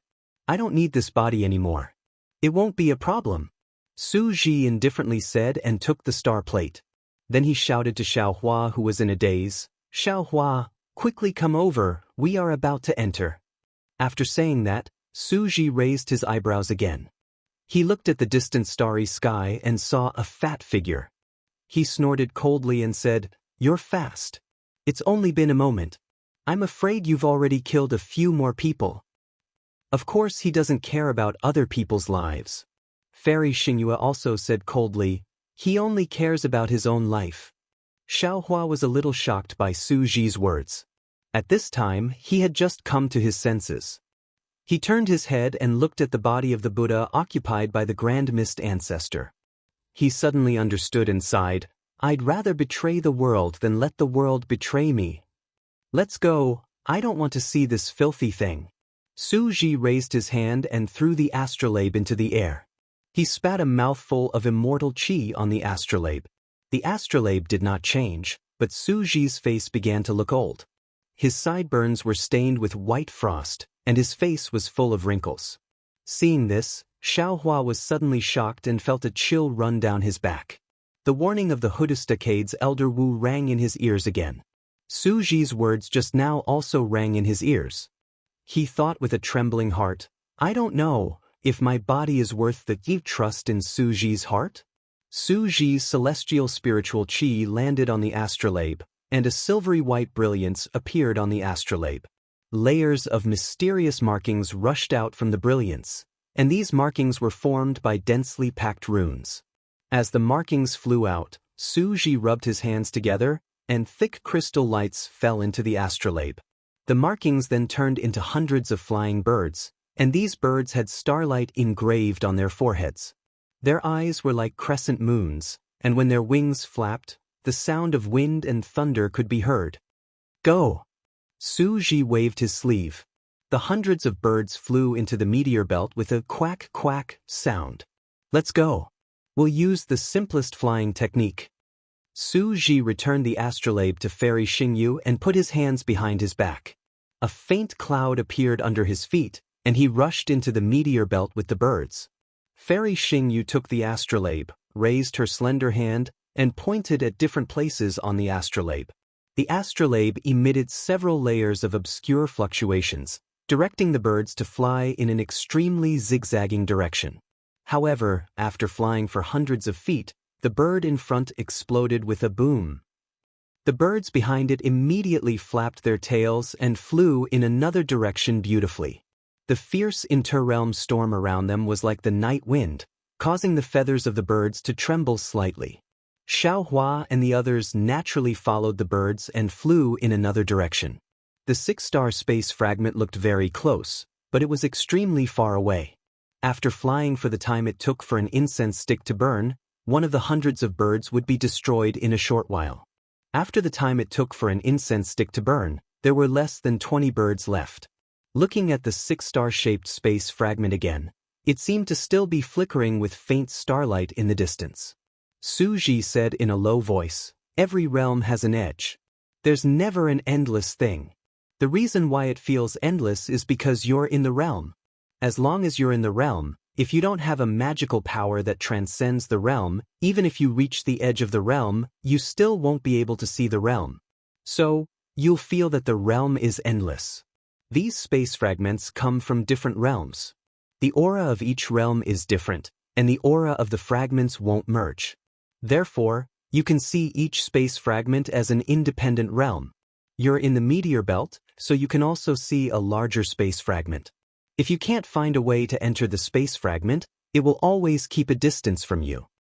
"Su Ji," Fairy Xingyu said with some dissatisfaction, "didn't you say that you can't reveal too much about the immortal divinity? You can't reveal too much about the immortal realm to Xiaohua. How can you casually tell Xiaohua about the immortal realm?" This is just to broaden his horizons. It's not considered teaching him the mysteries of the immortal realm. Su Ji said disapprovingly, besides, he's already seen the seven-colored shell. Do you think he didn't get anything from it? Hee hee. Xiaohua smiled and asked, Fairy, I have a question, but I don't know if I should ask it. Don't ask. Fairy Xingyu hurriedly waved her hand and said, Your question must involve the immortal realm again. Okay then. Xiaohua shrugged and immediately stopped asking. However, a smile had already appeared at the corner of his mouth. Sure enough, after a while, Fairy Xingyu urged again, What are you asking? Why aren't you talking? Hee hee. Xiaohua blinked and asked, Senior, you came from the Palace of Justice. You must know the various realms very well? I don't know. Fairy Xingyu shook her head like a rattledrum. I'm just occasionally ordered by the Palace of Justice to check some things. I've met the demon clan of the 10,000 demon realm who broke through the realms in the Dawn Rain continent. I've also met the seven-colored sea god shell from the Red Sea domain in the Thousand Demons sacred realm. Well, the two seniors are also from the immortal realm. I'm very curious. Why is it so easy to break through the realms? Xiaohua ignored Fairy Xingyu's shaking of her head and asked seriously, Didn't Senior Su just say that it's difficult to break through the realms in the realms? It's naturally difficult to break through the ordinary realms, but the three continents are a bit special. Fairy Xingyu was a female immortal after all, so she couldn't help showing off a little. However, she only said half a sentence and stopped. She raised her hand and pointed at the six-star space fragment that still looked very far away. Look again. Is it close to that space fragment? But Xiaohua knew that Fairy Xingyu wouldn't say anything else, so he had no choice but to prepare to activate his Delusion Breaker Dharma Eye. However, before he activated it, he suddenly thought of something and said with a smile, Fairy, I don't know any special spells. Of course, I can't see any clues. Everything still depends on your magic power. Fairy Xingyu glanced at Xiaohua and rolled her eyes at him. Then, she spat out a mouthful of quintessential essence at the astrolabe in her hand. Swoosh! A pillar of stars rushed out of the astrolabe and caught up with the few remaining birds in front of them. Caw! The birds cried out sadly and turned into fireflies. Then, the entire pillar of stars swept toward the space fragment like a whirlwind. Poof, poof, poof. The sound of explosions came from the pillar of stars. The aura of the realms had hit the pillar of stars and made it full of holes. However, the shattered pillar of stars also revealed a safe path at this time and fell into the brilliance of the space fragment. Su Ji was still in front. His figure followed the pillar of stars and fell into the brilliance. Xiaohua could clearly see that Su Ji's figure was getting smaller and smaller. Xiaohua watched Su Ji's figure shrink. Outside the meteor belt in the distance, the fat figure of the Grand Mist Ancestor appeared again. The Grand Mist Ancestor squinted and watched Xiaohua and the other two shrink and fall into the hexagonal space fragment with a solemn expression on his face. Chapter 45:12. The Grand Mist Ancestor originally wanted to fly over and enter the meteor belt with Xiaohua and the others. However, when he saw Su Ji spurting out immortal spiritual energy and activating the astrolabe, he stopped in the distance. It was only when Xiaohua and the others flew in that he quickly flew over.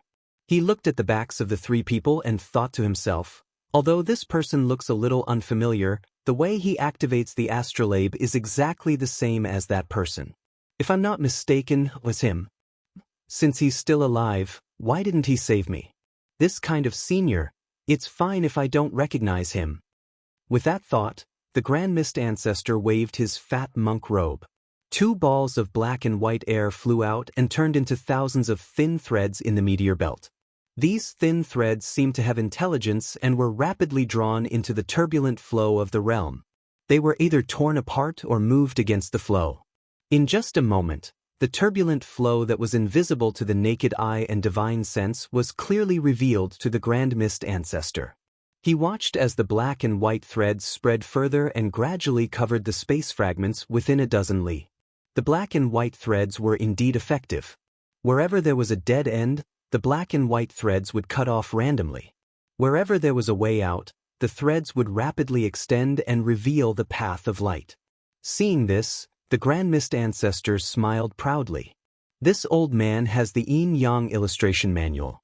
In this star-moon palace, there's nothing that can stop me. With that said, the Grand Mist ancestor's figure flickered as he stepped onto the black and white thread. The black and white thread immediately turned into a cloud that carried him towards the nearest light path. When the Grand Mist ancestor's figure gradually shrank, the figures of the scholarly cultivators and the great monsters of the demon race appeared. Xiaohua followed Fairy Xingyu and flew along the Pillar of Stars. The Pillar of Stars in front of the realm's aura presented a very strange distorted shape. It was like a fried dough twist with 6 revolutions. 3 of the revolutions were blurry and indistinguishable by the time they reached the space. The remaining 3 were crooked as they probed into the space's brilliance. As for the Pillar of Stars, it was destroyed by the realm's aura. In front of the 2 was Su Ji. Su Ji seemed to be very familiar with this situation. Without any hesitation, not only did he fly with the Pillar of Stars, he also spun with the Pillar of Stars. In fact, there were many times when he was still facing down in Xiaohua's eyes. Xiaohua didn't dare to act rashly. His entire body followed the rotation of the star pillar. He didn't dare to be careless at all. After circling around a few times, Xiaohua suddenly heard a rumbling sound beside his ears. In a flash, the hexagonal spatial fragment that wasn't too far from him suddenly appeared in front of him. The hexagonal fragment had already disappeared, and what entered his eyes was only an enormous light shadow. This light shadow was like a huge dome of heaven, covering the entire space. Moreover, under this dome of heaven, there were several kinds of indescribable auras. These auras interweaved together, blocking the light shadow. However, within the light and shadow, the star pillar had already pierced into the light and shadow, and a series of phantoms that resembled doors appeared in the light and shadow. At this time, Su Ji had already stopped. His hands moved slightly, and streaks of water-blue thunderbolts appeared like horned dragons, slowly rolling up and down his body. Fairy Xingyu's face was also solemn. She raised her hands slightly, put away the astrolabe, and took out a magic weapon that looked like a crescent moon. The soft armor on her body also emitted starlight, and a faintly discernible restriction protected her body. "Xiaohua!" Su Ji called out without turning his head. "Take out your magic weapon. I don't know what kind of space is inside this spatial fragment, and I don't know which realm this fragment came from." "Yes." As Xiaohua spoke, he took out the Tingjiao shears from his bosom.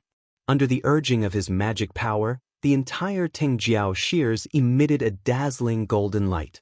Seeing this dazzling golden light swimming in Xiaohua's hand like a dragon, Fairy Xingyu couldn't help but exclaim, "What a treasure!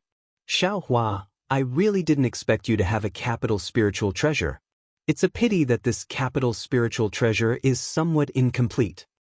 "I was lucky," Xiaohua said with a smile. "I snatched it from the Xiaoyu continent. That person took half of it that day, and I don't know where the other half is.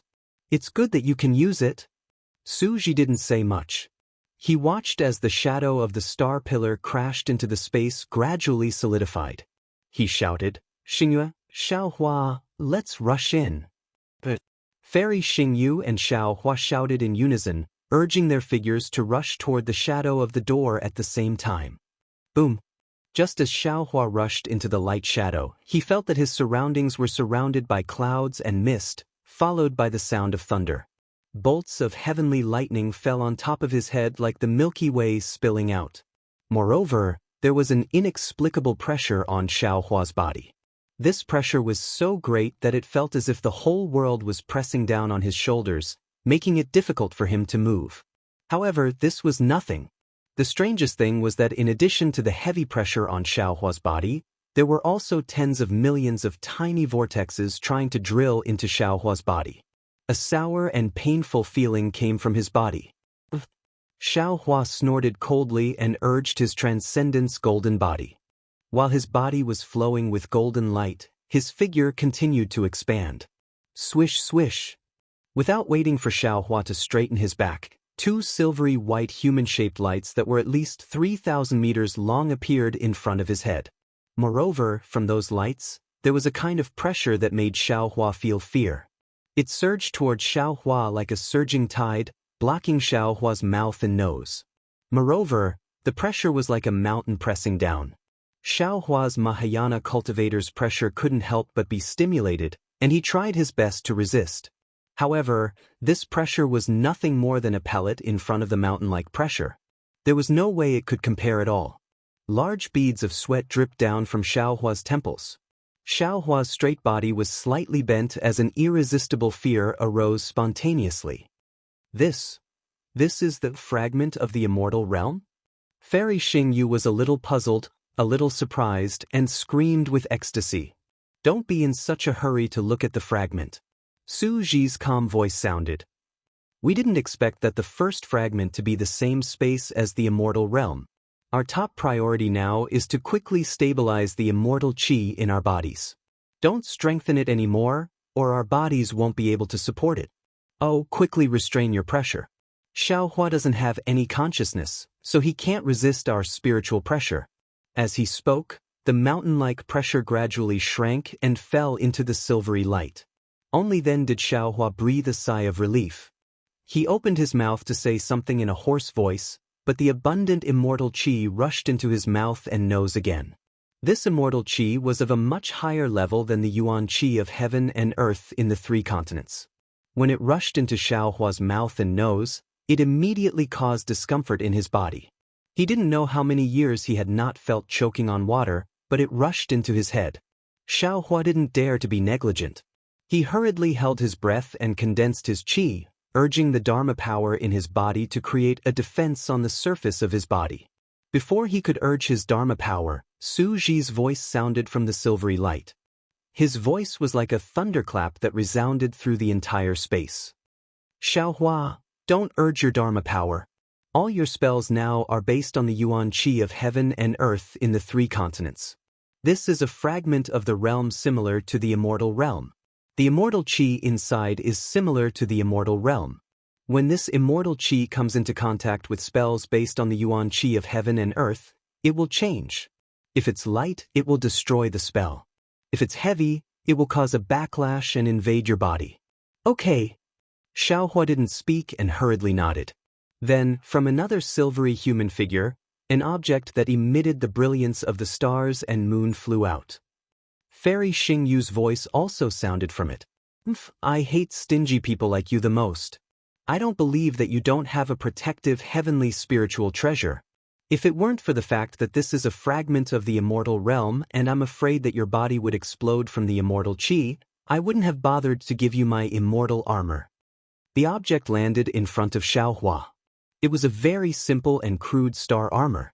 This star armor was refined from some strange star stones. Between the star stones were some crystal threads that were as thin as hair. These crystal threads not only strung the star stones together, but they also flashed with traces of cold light, looking very sharp. Xiaohua took the star armor and didn't know whether to laugh or cry. After all, this was Fairy Xingyu's star armor. How could he, a male cultivator, wear it? This suspicion. He still had to avoid it. You can't activate this star armor now. Su Ji's voice sounded. Put it on first. I'll activate it for you. Since Su Ji didn't say anything, Xiaohua could only obey. He threw the star armor, which fell like a fishing net. The 100 or so star stones on the star armor covered Xiaohua's body. Xiaohua deliberately looked at his chest. Fortunately, there weren't any extra star stones. Gotcha! Hundreds of silver-white thunderbolts appeared in the silver figure that Su Ji was in and gathered on every star stone on the star armor. Rumble. The star armor actually rumbled like a Dharma treasure. The 100 or so star stones turned into the shape of stars and began to rotate. The immortal qi nearby also let out a cheerful cry and crashed into the stars. In just a moment, the stars turned into pieces and the entire star armor turned into a strange armor that covered Xiaohua's body. Once the armor was formed, the corrosion from the immortal qi disappeared immediately. The corrosion on his mouth and nose also disappeared. Xiaohua looked at the armor that was flowing with starlight and moved his hands and feet. He frowned slightly. This was because his body didn't have any special discomfort in the ruins or the primitive continent. Why were there so many abnormalities in this fragment of the immortal realm? Gotcha! Xiaohua's problem was solved. Tens of thousands of tiny thunderbolts appeared around the silver figure that Su Ji was in. These thunderbolts were like horned dragons that surrounded the silver figure and rotated crazily. The silver figure also gradually shrank with the rotation of the thunderbolts.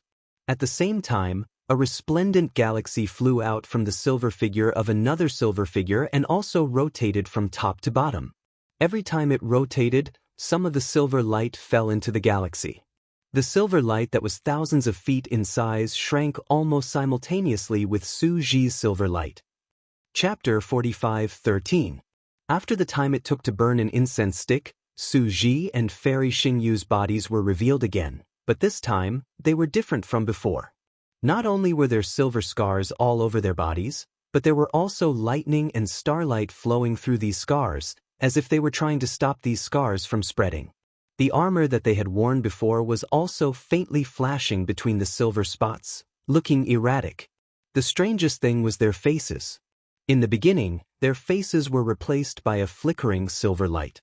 Later on, their faces gradually appeared. However, some parts of their faces were that of humans, while some parts were covered by silver light. It looked extremely strange. In the end, their faces were completely revealed. However, from time to time, their faces would be covered by the silver light. When their faces were revealed, there was nothing special about them. However, when they were covered by the silver light, a kind of majesty and respect was involuntarily emitted, forcing Xiaohua to move slightly. Presumably, behind the star armor, Xiaohua slightly narrowed his eyes and thought to himself, "This is the true appearance of an immortal." Phew! Su Ji let out a long breath, looking even more nervous than Xiaohua. Fairy Xingyu raised her arm, shook it a few times and said, "This body is really tiring. The feeling of freedom just now was really good." Su Ji nodded. "When we were in the immortal realm, we never felt that there was anything abnormal about it. But after leaving the immortal realm, we realized the benefits of an immortal body. There's a saying in my hometown, when you're not sick, you're not sick. When you're sick, you realize the importance of health. Let's go quickly," Fairy Xingyu said with a smile. "I can't wait. This time, we have to find the passage back to the immortal realm no matter what." Xiaohua.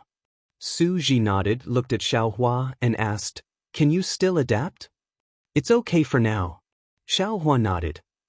"However, I don't know what role I can play in this fragment of the immortal realm."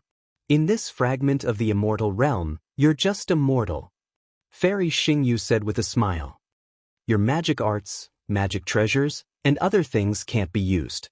Even if it could be used, its effect would not be comparable to an immortal artifact. Oh, don't rashly open your Qinkuan pouch here. Be careful that the immortal spiritual energy inside your Qinkuan pouch will burst. As for your Kunlun mirror, it should be usable, but I can't guarantee that it won't be damaged if you don't refine it with immortal qi." Forget it, forget it." Xiaohua waved his hand and said, "Just treat me as an idle person. With 2 real immortals following me, what do I have to be afraid of?" "Hee hee." Fairy Xingyue covered her mouth and giggled. "Then let's make a cupboard." After saying that, Fairy Xingyu released her lingering thoughts, wanting to look into the distance. Su Ji hurriedly stopped her and said, "Xingyue, it's better to be careful. Don't release too many lingering thoughts." "Got it."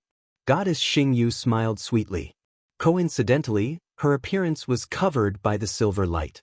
A sweet smile seemed to pass through the space and into Xiaohua's mind. Fairy Xingyu did not release her lingering thoughts into the distance. Her figure flew slowly. Su Ji waved his sleeve and covered Xiaohua's body. He said, "Let's go," and followed Fairy Xingyu. After flying for a while, Fairy Xingyu released her star shuttle with a wave of her hand. At this time, the star shuttle was even more majestic than before. Tens of thousands of starlight rushed into the sky and fell in all directions, like a dazzling meteor shower. However, after a while, the starlight withered and disappeared into thin air. Fairy Xingyu's face changed drastically as she looked at Su Ji. Su Ji frowned slightly but did not care. He raised his hand and pointed ahead. The two of them flew over with Xiaohua. Xiaohua looked a little absent-minded.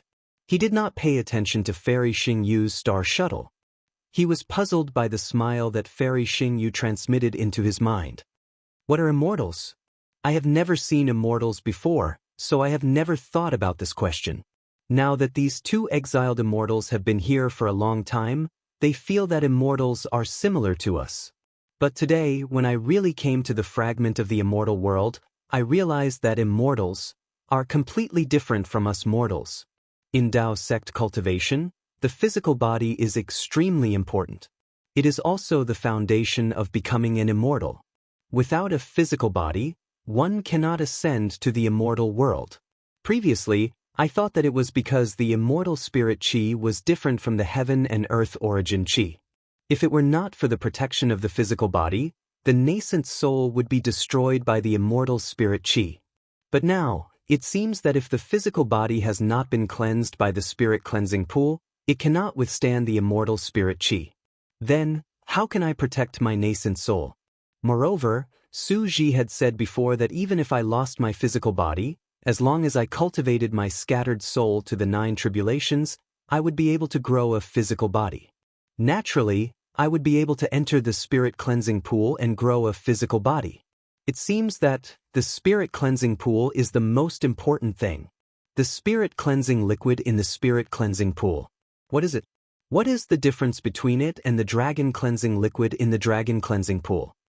Xiaohua's question could only be a question. Not to mention that he could not find any answers now. Even if he asked Su Ji would probably not answer him. However, in a short moment he had a new question. He looked at the ground that whistled past. On the ground, there were either deep ravines or undulating mountain ranges. It seemed that everything on the ground was much larger than the 3 continents. He asked curiously, "Senior, Junior has 2 questions to ask." Su Ji looked ahead and answered expressionlessly. Senior said before that the so-called realm. As long as one is within it, one will not be able to see the edge. We've entered this spatial fragment, so how can we find the way out? Xiaohua asked. The spatial fragments in the meteor belt are all incomplete. They were used by people with great ability to set up defenses when the Star Moon Palace was refined in the ancient times. Once we find the location of the other incomplete part of the spatial fragment, we will be able to see the meteor belt. From there, we can fly to the other spatial fragment. Su Ji answered fluently. However, he stopped at this point, as if there were some secrets that he did not say. Xiaohua nodded and asked again. Senior said that there are fragments of realms parallel to the Thousand Demons' sacred realm, fragments of realms parallel to the immortal realm, and fragments of realms parallel to the ancient times. This time, when we enter the fragment of realms parallel to the immortal realm, the immortal chi inside is extremely dense. Even with Junior's strength, I can't withstand it. How can the cultivators who followed Senior in the past withstand it? Actually, it's like this. Su Ji said without any hesitation, although I don't have a space or a spatial immortal weapon, I still have the heaven and earth bracelet. Under normal circumstances, I respect the wishes of those cultivators and bring them here to gain experience. If an accident really happens, I will definitely keep them in the heaven and earth bracelet. Although staying in the heaven and earth bracelet is an insult to the human race, it's still better than losing their lives. Of course, if I didn't make it in time, like just now, they would have lost their lives. I don't have any good ideas. After all, Xingyu's star armor isn't something that just anyone can borrow. Oh, also, Su Ji continued, previously, we also encountered some fragments of realms parallel to the immortal realm. However, the immortal chi inside those fragments was already thin. Although it was somewhat dangerous, it was far from being as serious as today. Also, Xiaohua thought for a moment and asked again. Didn't you have 2 questions? Su Ji asked curiously. Xiaohua smiled. Junior has thought of another problem. And, say it. Su Ji nodded. Know what you know, don't know what you don't know. You are suitable to be a Confucian cultivator. Senior said so. Xiaohua asked, there are also fragments of realms parallel to the ancient times. Then, the immortal realm should be of a higher level than the immortal realm, right? Yes, the immortal realm usually calls the immortal realm the immortal realm. Su Ji replied. Then, Xiaohua asked, Senior and the others entered the fragment of the immortal realm. Did their bodies feel uncomfortable? What about those lower-level disciples? At this moment, Su Ji showed a rare hesitation.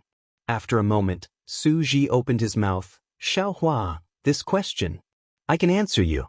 But I don't know if my answer is correct because I have never been to the immortal realm and I don't know what the ancient times were like. I also don't know what the ancient times were like when the Star Moon Palace was refined. I only know that some fragments are similar to the 3 continents and the realms below the immortal realm. Some fragments are similar to the immortal realm, the Demon League and the Heavenly Court. And some fragments are different from these 2 places. So Xingyue and I think, listen carefully, we think that these fragments might be fragments of the ancient times. But whether these fragments are fragments of the ancient times or not, we don't know. And in these fragments, our bodies didn't change, and the bodies of those lower-level disciples didn't change either. I also don't know what I am talking about. Do you understand? Yes, Junior understands. Although the doubts in Xiaohua's heart grew stronger, he still heaved a sigh of relief. Are you sure you understand? Su Ji asked curiously. I won't hide it from you.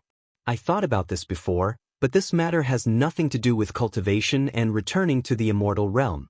I just thought about it and threw it away. And this Junior thinks so too, Xiaohua said with a smile. This Junior just had a sudden whim. Then, the 2 of them fell silent. They flew forward silently. Xiaohua didn't know what Su Ji was thinking, but he knew that although Su Ji was an immortal, Su Ji didn't understand the ancient times as well as Xiaohua. Not only had Xiaohua been to the immortal realm, but Xiaohua's Fortune Gate disciples had also been there. When those 5th grade Essence Force disciples were in the immortal realm, their bodies didn't go through any special tempering, and they also didn't experience the same problem as today. And Xiaohua's body, which was a half-god body, was actually corroded by the immortal spiritual energy. This was something that Xiaohua couldn't understand. Chapter 45:14. After a long while, Fairy Xingyu saw some colorful lights filling the sky in front of her. She said in surprise, Su Ji, look, there is still light in this space fragment. Maybe there is an ancient cave residence. Our opportunity has come. Don't be careless, Su Ji hurriedly reminded her. The more abodes there are, the more celestial beasts there will be. You must be careful. I know. Do I need you to tell me that? Fairy Xingyu said indifferently and sped up again. As if reminded by the light, Su Ji hesitated and said, Xiaohua, I think the problem you mentioned just now is like this. Before Taoist cultivators ascend to become celestials, they rely on the qi of heaven and earth to cultivate.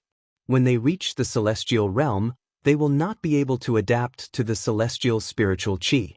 As for the celestials in the celestial realm, low-level celestials such as mortal fairies also rely on the celestial spiritual qi to cultivate. When they reach the high level, they will no longer rely on the celestial spiritual qi. Presumably, in the untainted divine realm, the foundation of cultivation is also different. Therefore, the cultivators will be troubled by the celestial spiritual qi in the fragment of the celestial realm. But in the fragment of the untainted divine realm, there will be no such confusion, right? What do high-level celestials rely on to cultivate? Xiaohua asked, hitting the nail on the head. Alas, that's why I don't want to answer your question. Su Ji sighed. You haven't cultivated to that level yet. It's really not good for you to know too much. After that, Su Ji stopped talking and flew ahead with Xiaohua. Xiaohua had no choice but to shut up. After another 10 minutes, the light was in sight. Under the light, there was neither a spiritual vein nor an abode, but a vast expanse of tall palaces that stretched as far as the eye could see. These palaces were tens of thousands of feet tall, but all of them were damaged or collapsed. If it weren't for the extremely beautiful light emitted by these palaces, they wouldn't be much different from the ruins of the mortal world. As they flew closer, Xiaohua saw that the ground around the palaces was covered with deep cracks and deep holes. These cracks and deep holes were obviously caused by a fight. Next to these cracks, there were some broken celestial artifacts scattered around. This. Fairy Xingyu looked at Su Ji in surprise. Su Ji also looked surprised. The two of them sped up again. Hiss. In just a moment, not to mention Su Ji and Fairy Xingyue, even Xiaohua could not help but gasp. Because right before the overturned wreckage, there were already many wreckages of several thousand feet in length lying on the ground. These corpses were different from the corpses of the human clan. Most of them were wearing armors and holding some fairy weapons in their hands. Inside the armors, there was either nothing, or some shells that looked like tree roots. Of course, there were also some corpses that had collapsed beyond recognition. Something's wrong. Su Ji suddenly growled. He raised his hand and a spear-like immortal artifact fell into his hand. He glanced at the bottom of the immortal artifact and exclaimed, "Yi Qiong Heavenly Mansion? How is this possible?" Fairy Xingyu exclaimed as if she had seen a ghost. She also raised her hand and another empty armor fell into her hand. When she looked at the mark on the inside of the armor, her face was as incredulous as Su Ji's. How is this possible? Then, Su Ji threw Xiaohua to the ground and said, "Stay here and don't move. Remember, don't move. This is very important." After that, without waiting for Xiaohua to answer, he rushed toward the dilapidated palaces in the distance. Of course, Fairy Xingyue was no exception. Her figure flashed, faster than the light shadow, almost surpassing Su Ji's figure. "Yi Qiong Heavenly Mansion?" Xiaohua naturally heard Su Ji's exclamation. He did not understand what this Yi Qiong Heavenly Mansion was.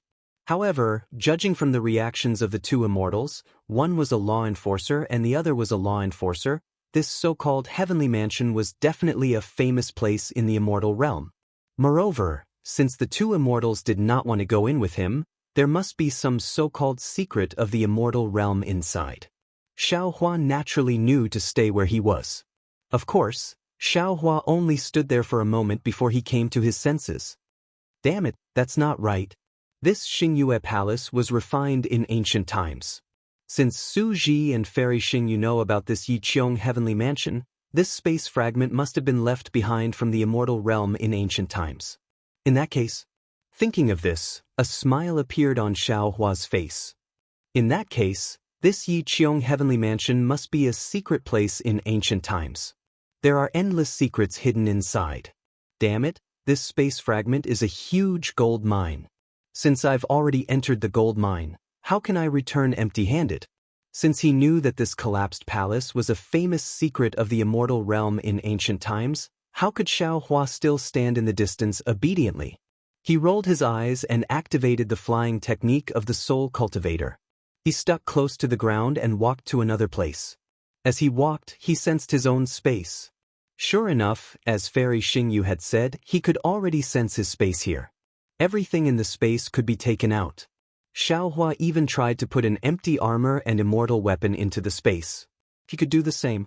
However, the armor and immortal weapon were not located in the original Shenhua continent. Therefore, Xiaohua kept some armor and immortal weapons into the space as he walked. Xiaohua also noticed some things like bracelets, rings, and storage bags.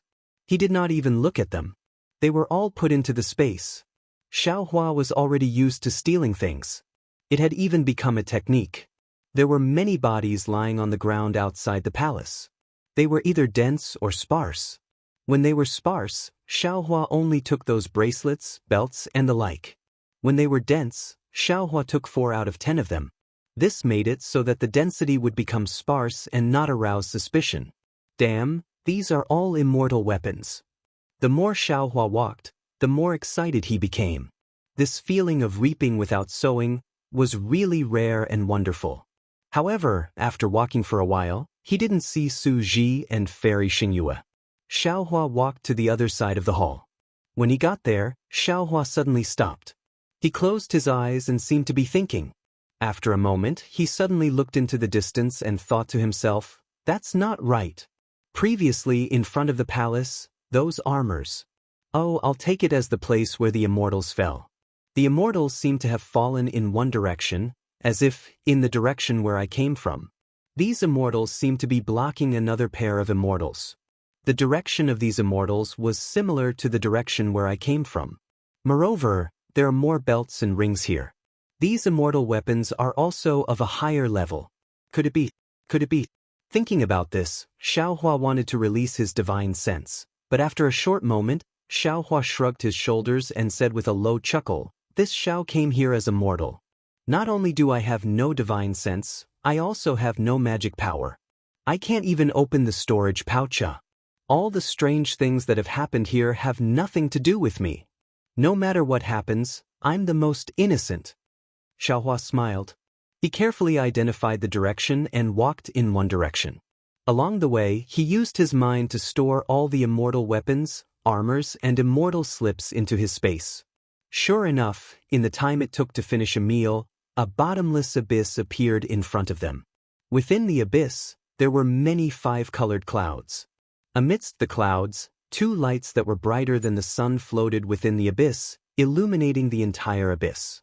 However, the clouds blocked the lights so they could not be seen from a distance. Oh my God! As soon as Xiaohua approached the abyss, he immediately felt the spiritual pressure in the light shadow that was even more vast than that of Su Ji and Fairy Xingyu. Xiaohua felt as if a heavy hammer had hit his chest. He could not get close at all. This is a big fish. Xiaohua was overjoyed and almost screamed. These must be two big shots who fought to the death. Xiaohua did not hesitate and hurriedly released his mind. Sure enough, the spiritual pressure was like a mountain or an ocean, but Xiaohua's mind could still get close.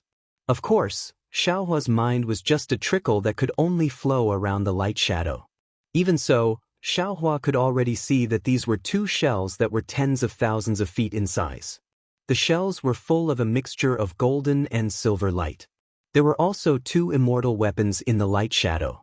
One was shaped like a knife, and the other was shaped like a spear. However, Xiaohua's mind could not get close to these two immortal weapons. Damn it, you're already dead. Why are you still so stingy? Xiaohua knew that these two immortals who had perished together were definitely big shots in the immortal world. He gritted his teeth. It seemed that the immortal weapons and other items that he had collected earlier were all scrap metal. No! Xiaohua shouted inwardly. Even if this is a tiger, this Xiao will still pluck the fur from the tiger's tail. Thinking about this, Xiaohua's mind flowed like a stream between the tens of thousands of feet large shell and the armor. His mind, was like a sympathetic person's hand that was extremely affectionate as it gently wandered around the wreckage. It was unwilling to cross over inch by inch. When Xiaohua's mind passed through the armor and landed on the belt, Xiaohua's mind saw something that looked like a jade seal. Xiaohua did not hesitate at all. His mind moved like a hand and immediately put the jade seal into the space. Immediately after, a thumb-sized jade pillar and a pitch-black box were also put into the space by Xiaohua. When Xiaohua's mind was ready to leave the wreckage, he saw a pendant hanging on the belt. Xiaohua put away the pendant, but he still wanted more. Damn it, if I'm not afraid of being discovered by Su Ji, this belt, tsk tisk, forget it. The other wreckage was similar to this one. It also had a lot of harvest. In addition to the golden seal, there was also a pendant, a five-claw-like pendant, a multi-pronged jade pillar, and a simple and unadorned key. Chapter 45:15. Phew! After looting the wreckage, Xiaohua let out a long breath and said with a smile, "Finally, this trip was not in vain."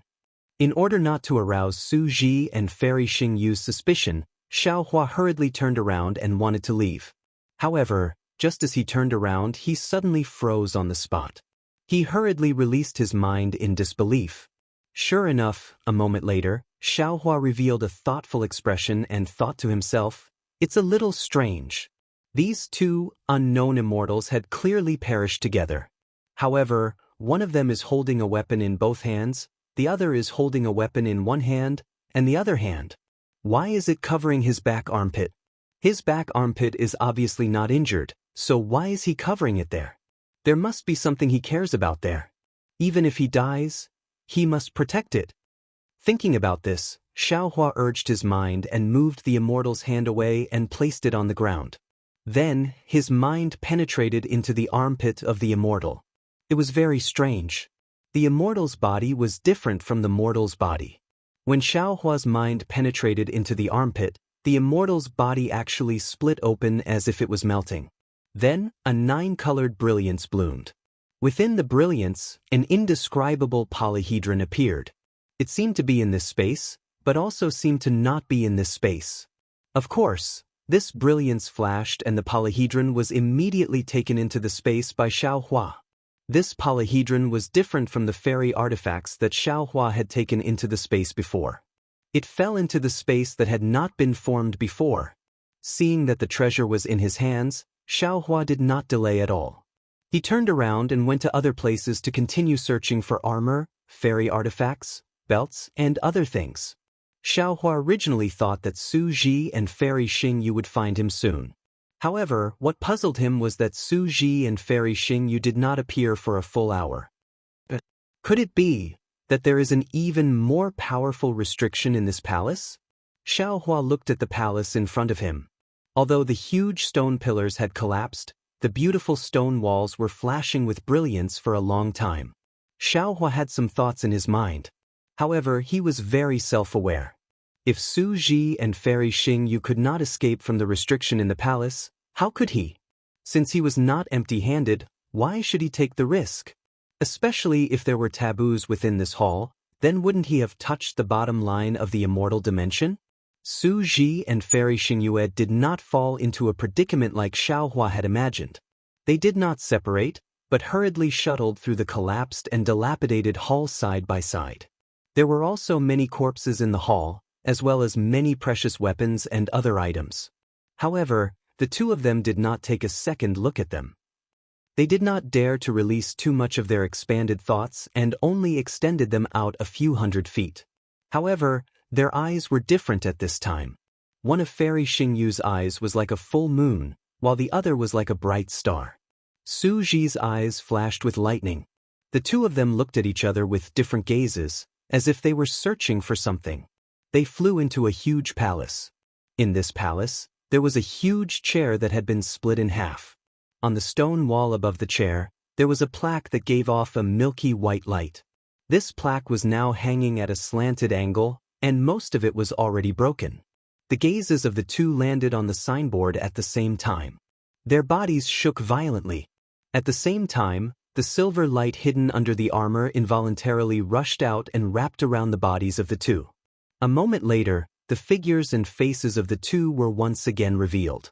Fairy Xingyu was shocked. She rushed to the front of the throne and wanted to take a closer look. However, before she could get close, the throne that had been split in half gave off an awe-inspiring aura, forcing Fairy Xingyu to retreat. She couldn't get close to the throne at all. Fairy Xingyu had no choice but to fly high and try her best to get close to the plaque on the stone wall. After taking a closer look, Fairy Xingyu's body stiffened. After a long while, she whispered, "How is this possible? This is really the Yiqiong Heavenly Mansion. The most mysterious immortal mansion of the legendary Yiqiong. This immortal mansion, isn't it in the immortal realm? How did it become a realm fragment of Star Moon Palace? Could it be that the Yiqiong Heavenly Mansion disappeared in ancient times? That's even more impossible." Su Ji shook his head and said, "Yiqiong is a celestial venerable who became a celestial venerable recently before we fell into the mortal world. His Yiqiong Heavenly Mansion only appeared in the last 20 million years. How could it have disappeared in ancient times? Unless there was another Yiqiong Heavenly Mansion in ancient times, there's no other explanation for it being in Star Moon Palace." Fairy Xingyu deduced without hesitation. Su Ji nodded and said, "That's possible. No one can guarantee that there wasn't another Yiqiong Heavenly Mansion in ancient times." But Fairy Xingyu hesitated a few times, and her face was full of doubts. She did not say the reason for the but. There seemed to be endless hesitation in her heart. Su Ji seemed to know what Fairy Xingyu wanted to say. He looked at Fairy Xingyu and opened his mouth, but in the end he sighed and closed his mouth.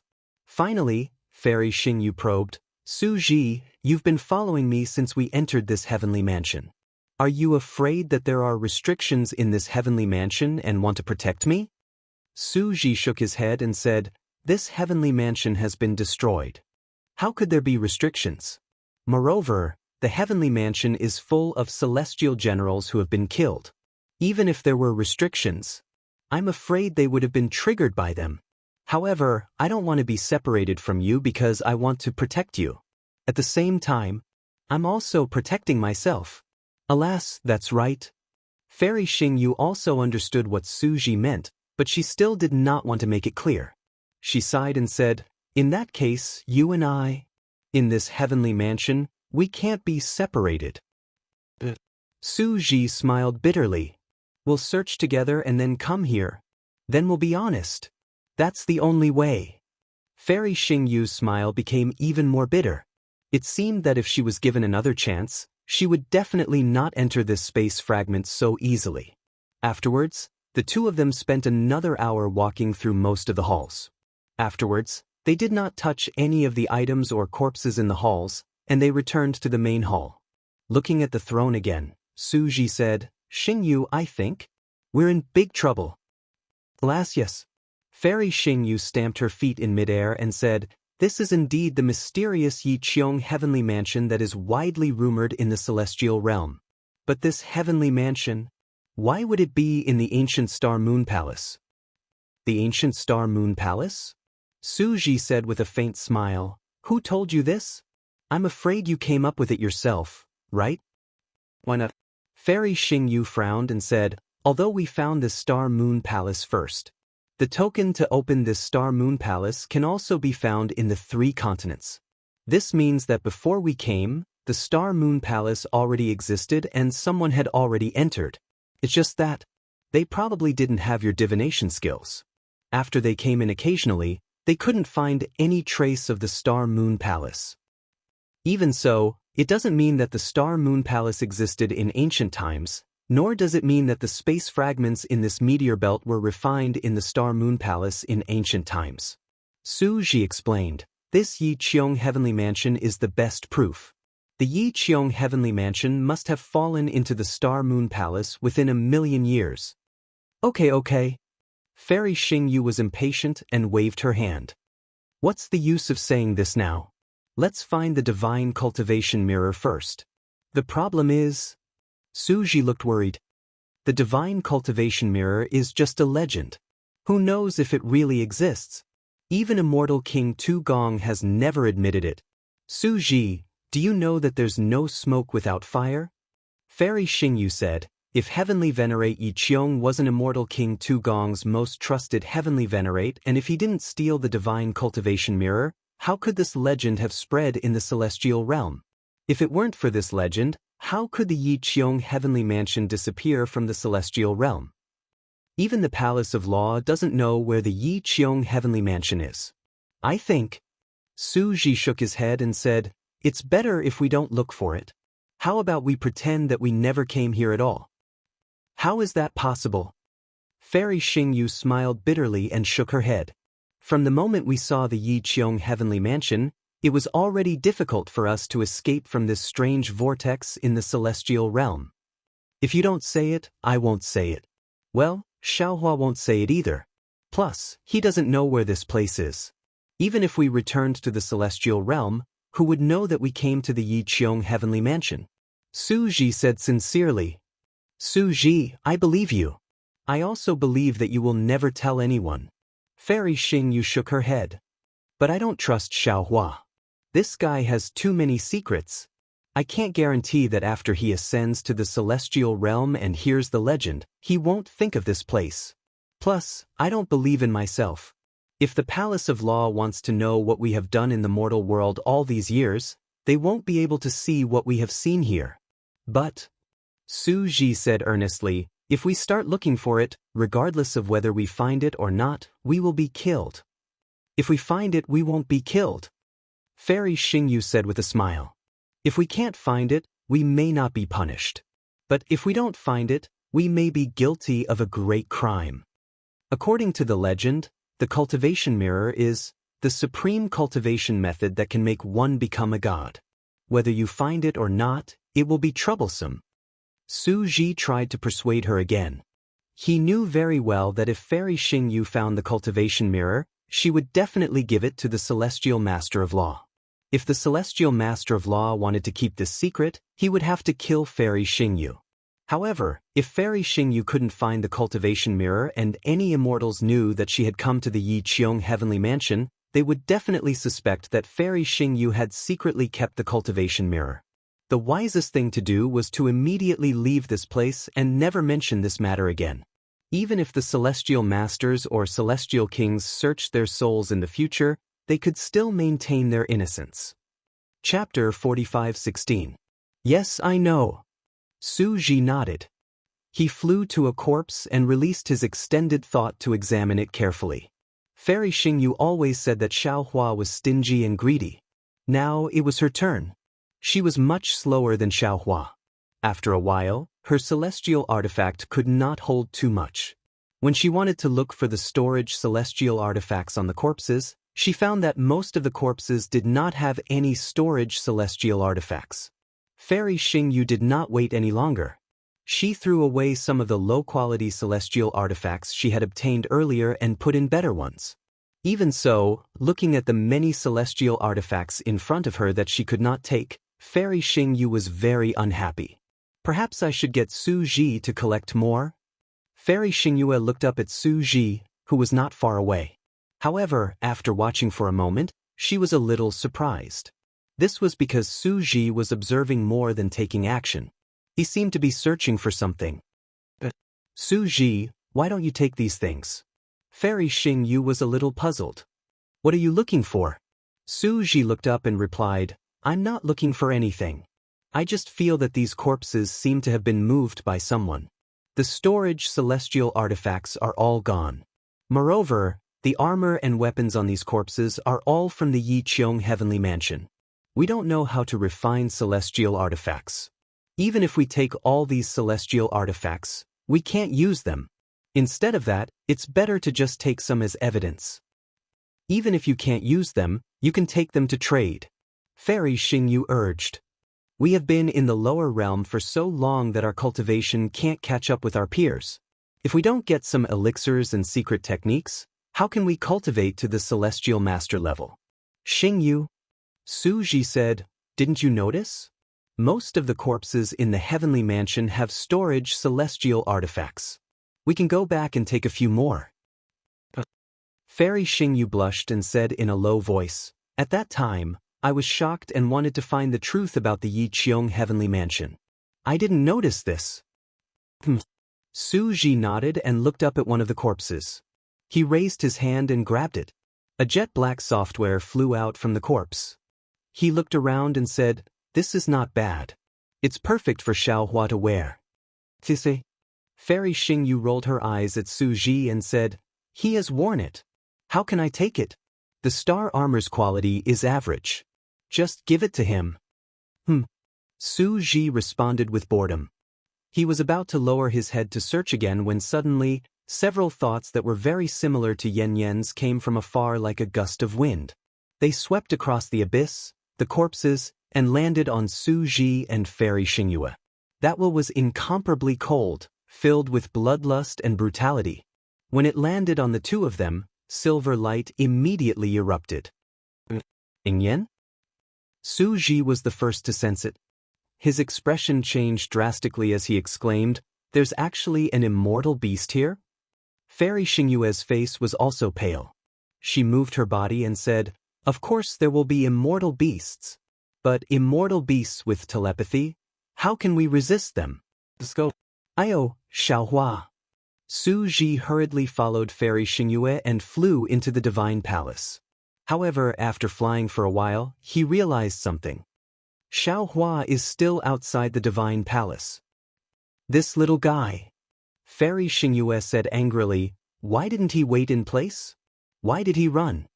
With that, the two of them moved like lightning in the direction of Xiaohua. The yin yen that fell on them was still like the wind, closing in on them step by step. Xiaohua was easy to find. Following the footprints he left behind earlier, Su Ji only flew for half a cup of tea's time before he saw the high slope filled with corpses in front of him. Xiao Hua was holding a rod-shaped immortal tool that was several hundred zhang in size in his hand. He was clumsily climbing up, wanting to climb up the high slope. However, some immortal tools on the high slope were in a mess. Xiao Hua accidentally fell into a huge armor. Xiao Hua! Su Ji was both angry and amused. Before he could get close, he shouted, "Come back quickly! There are immortal beasts around the divine palace." "Io, Senior." Hearing Su Ji's voice, Xiao Hua hurriedly turned around and waved the immortal weapon. "Look, what did I find? This immortal weapon is just right for me." "Idiot!" Fairy Xingyue shouted, "How can you touch the immortal weapon here? Why don't you put it down quickly?" Xiao Hua was stunned and asked curiously, "Senior, didn't you say there were immortal beasts? Wouldn't it be better for me to have one for self-defense? Why do you want me to put it down?" As he spoke, Su Ji had already flown close. Without saying a word, he raised his hand and pointed a finger. A bolt of lightning fell on the immortal artifact, causing it to shrink abruptly. Then, he waved his sleeve and was about to take Xiao Hua away. However, even though the immortal artifact in Xiao Hua's hand had shrunk, it was still incomparably heavy. Su Ji's figure was pulled down while Xiao Hua's figure only flew up a few feet. "Throw it away quickly," Fairy Xingyue said anxiously. "The immortal beasts are coming soon. We have to hide in the divine palace quickly. If you take this immortal weapon, Su Ji can't fly quickly?" "No!" Xiao Hua refused without hesitation. He held the immortal weapon in his arms and said, "Without this immortal weapon, I am powerless. With this immortal weapon, I can resist the immortal beasts." "Who do you think you are?" Fairy Xingyue was furious. She raised her hand and a ray of starlight was about to strike down. She shouted, "Do you think this immortal beast is one of the 6 great sages of the 1,000 demons' sacred realm? How can you be a match for an immortal beast?" "Xingyue!" Su Ji shouted, "Go back to the divine palace first and wait at the gate. I will fly back with Xiao Hua." Fairy Xingyue was a little flustered and exasperated. She really didn't understand why Su Ji indulged Xiao Hua so much. In her eyes, Xiao Hua was just a mortal. Even if he had an immortal weapon, he couldn't be a match for an immortal beast. Fairy Xingyue stomped her feet and turned around to fly away. However, she stopped again after flying 100 feet. She opened her mouth and the previous star shuttle flew out again. At this time, the star shuttle landed in the air. It was different from before. Layers of immortal spirit chi swarmed into it and the entire star shuttle emitted a dreamy glow. In the air thousands of feet around the star shuttle, besides the immortal spirit chi, there was also a kind of frost-like cold air. Xiao Hua thought that Fairy Xingyue was controlling the star shuttle to fly him and Su Ji. Unexpectedly, Fairy Xingyue raised her hand and pointed at the star shuttle.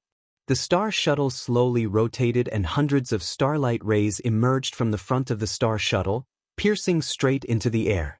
Fairy Xingyue turned her head and shouted, "Quick, I hope we can rush back to the divine palace before the immortal beast flies over."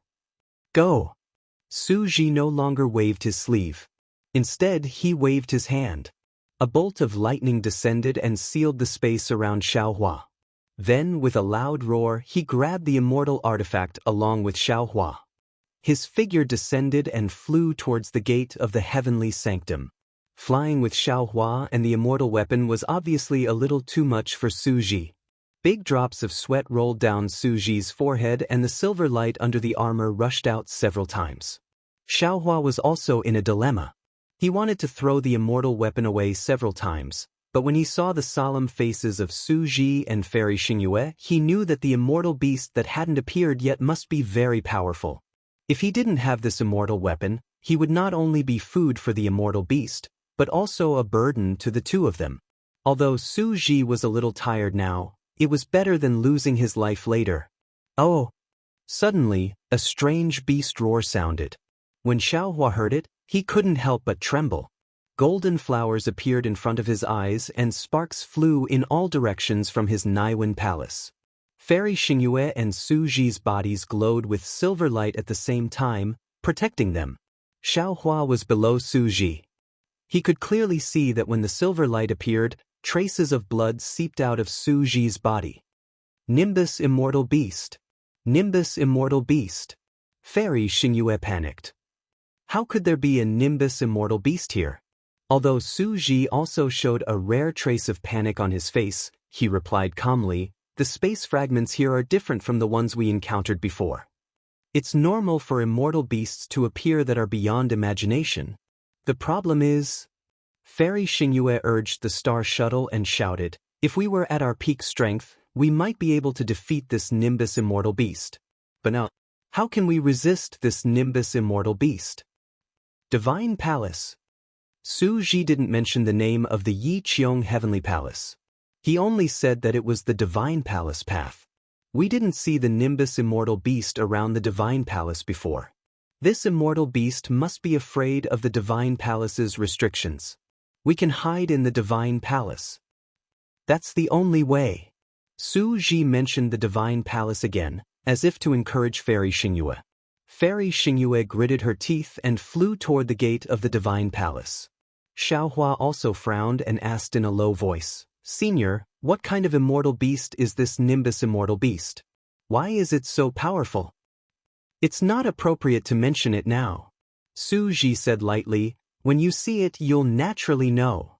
In fact, it doesn't have to be this Nimbus Immortal Beast.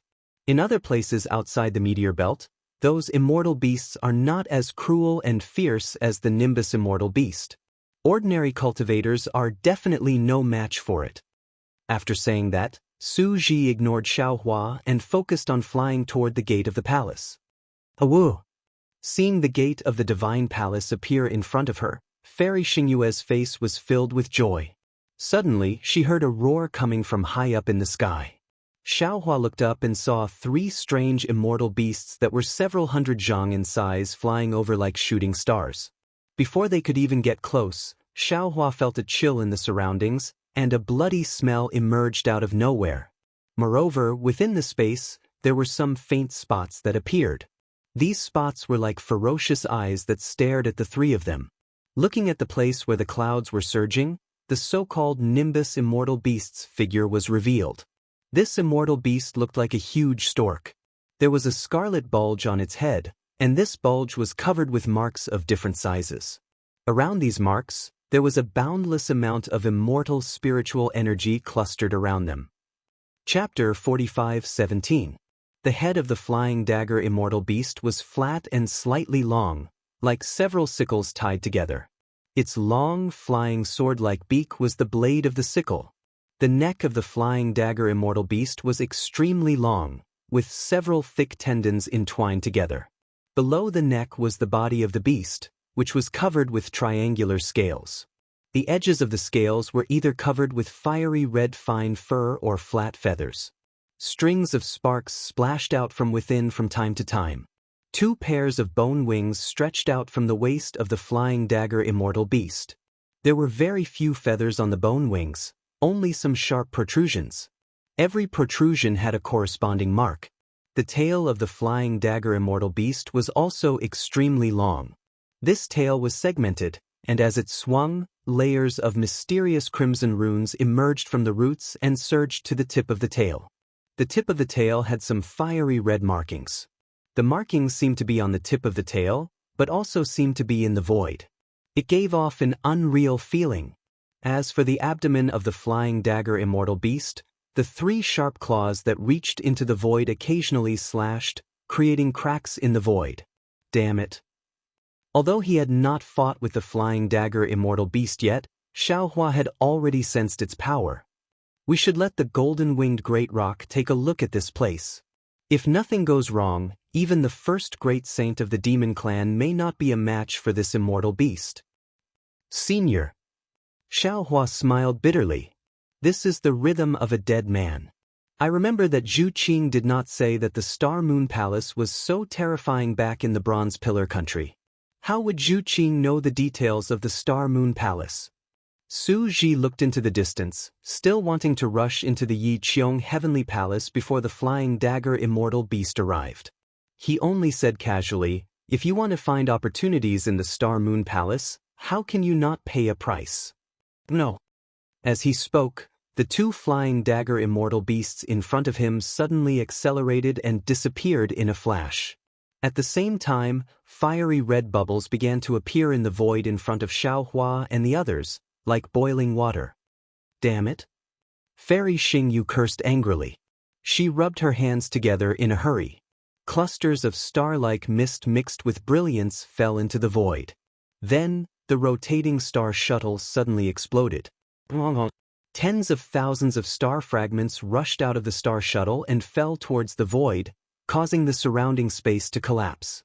At the same time, in front of the star fragment, layers of red flames surged out and enveloped an area of 100 miles. When the star shatter met the flames, it exploded everywhere.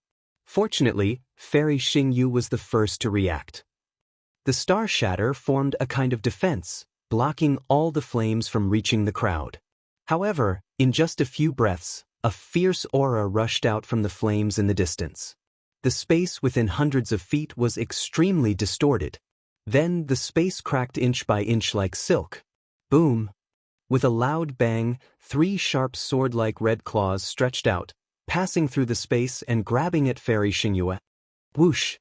Fairy Xingyue had been accumulating her strength for a long time. When she saw the sharp claws, she raised her hand without hesitation.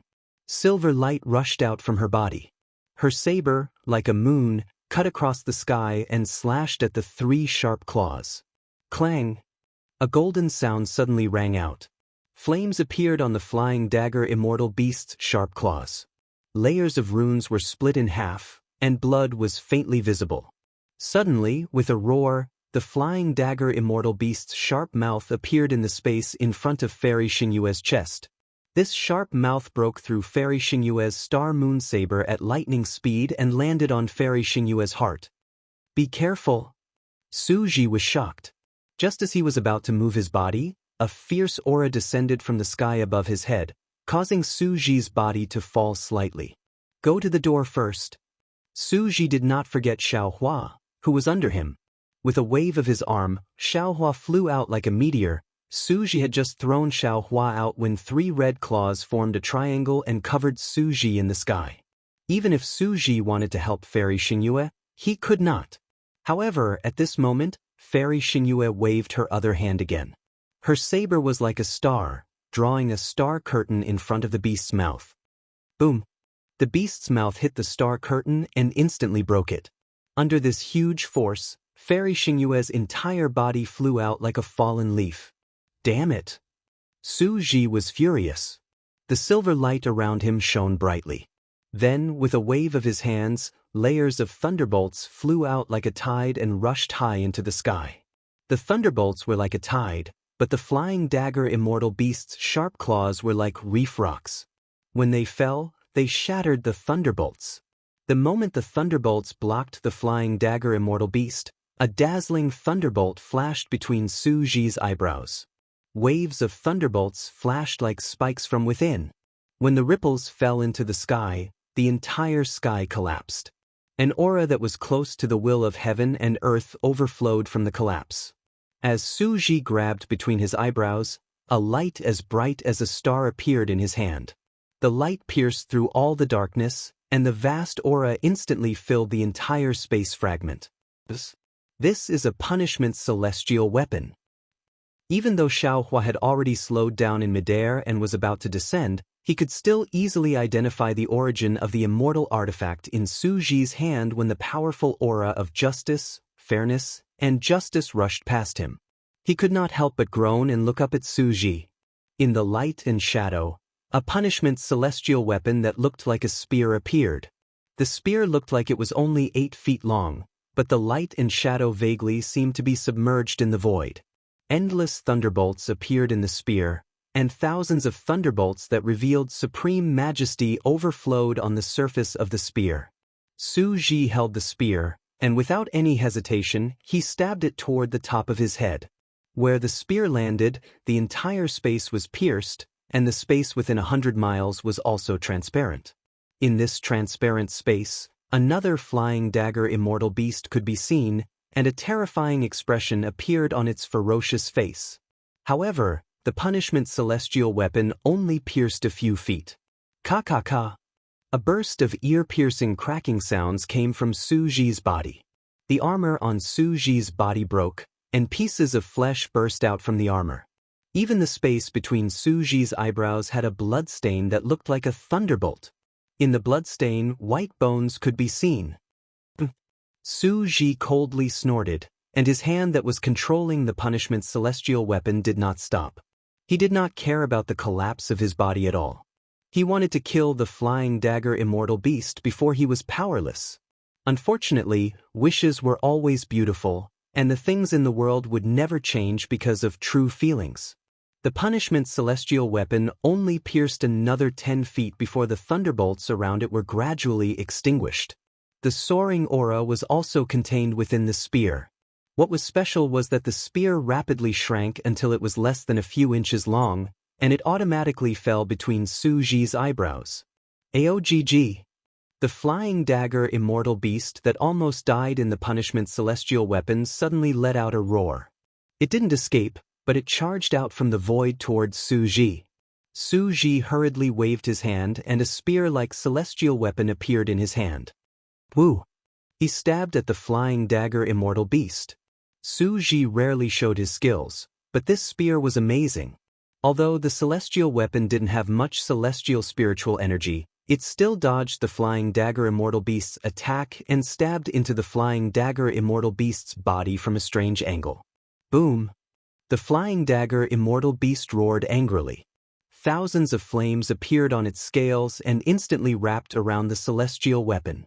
Moreover, the flying dagger immortal beast's huge tail swept up a gust of wind and hit Su Ji's back. Facing the flying dagger immortal beast's close-range attack, the silver light around Su Ji's body surged. Waves of lightning also flashed under the flying dagger immortal beast's tail. Pa-pa-pa. In the crisp sound, several layers of lightning were destroyed.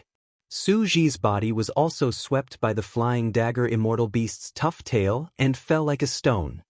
Damn it! Seeing the two celestials who had just met the two flying dagger immortal beasts and were at a disadvantage in the first exchange, Xiaohua couldn't help but curse in a low voice. He understood that the two celestials couldn't gain any advantage in close-range combat with the flying dagger immortal beasts. However, the main reason was that the two of them were in their physical bodies and not celestial spiritual bodies. They couldn't use celestial weapons and didn't even dare to use too much celestial spiritual energy. If too much celestial spiritual energy entered their bodies, not to mention fighting with the flying dagger immortal beast, even their own physical bodies would collapse first. What should we do? Xiao Huan naturally wouldn't stand by and watch, even if his previous plan was exposed. He only pondered for a moment, and the space between his eyebrows also flashed with a dark green light. His figure also stopped and prepared to return to help. But at this moment, a sharp flying sword pierced through the void and directly fell on the top of Xiao Hua's head. This sharp and heavy was extremely heavy. Xiao Hua felt as if a huge mountain was falling from the sky. How could Xiao Hua dare to be negligent? Raising his head, he saw several three corpses in thunder. He saw that in the surrounding void, one after another, green seal text rushed out and set up a lightning array within a few li. Rumble. Just as Xiao Hua's lightning and thunder technique was used, the third flying dagger immortal beast had already pounced. This flying dagger immortal beast was clearly smaller than the previous two, but the power that rushed out was not something Xiao Hua could withstand. The flying dagger immortal beast's 3 legs fell and the beast's mouth fell, destroying the exploding 3 corpses in thunder. Even the other green seal text scattered in the space were destroyed by the flying dagger immortal beast's tail. Damn it! How is this possible? Xiao Hua finally experienced the power of the flying dagger immortal beast. He cursed loudly, "Even I am not a match for this flying dagger immortal beast. In the entire 3 continents, who can pass through this spatial fragment? Whoever comes will die." Although he cursed like this, Xiao Hua's body still flashed with golden light, wanting to activate his transcendence golden body. However, as the golden light flashed, Countless celestial spiritual energy madly rushed in. Xiaohua's physical body uncontrollably swelled up, while the other part produced chaotic fluctuations. The golden light flashed and disappeared,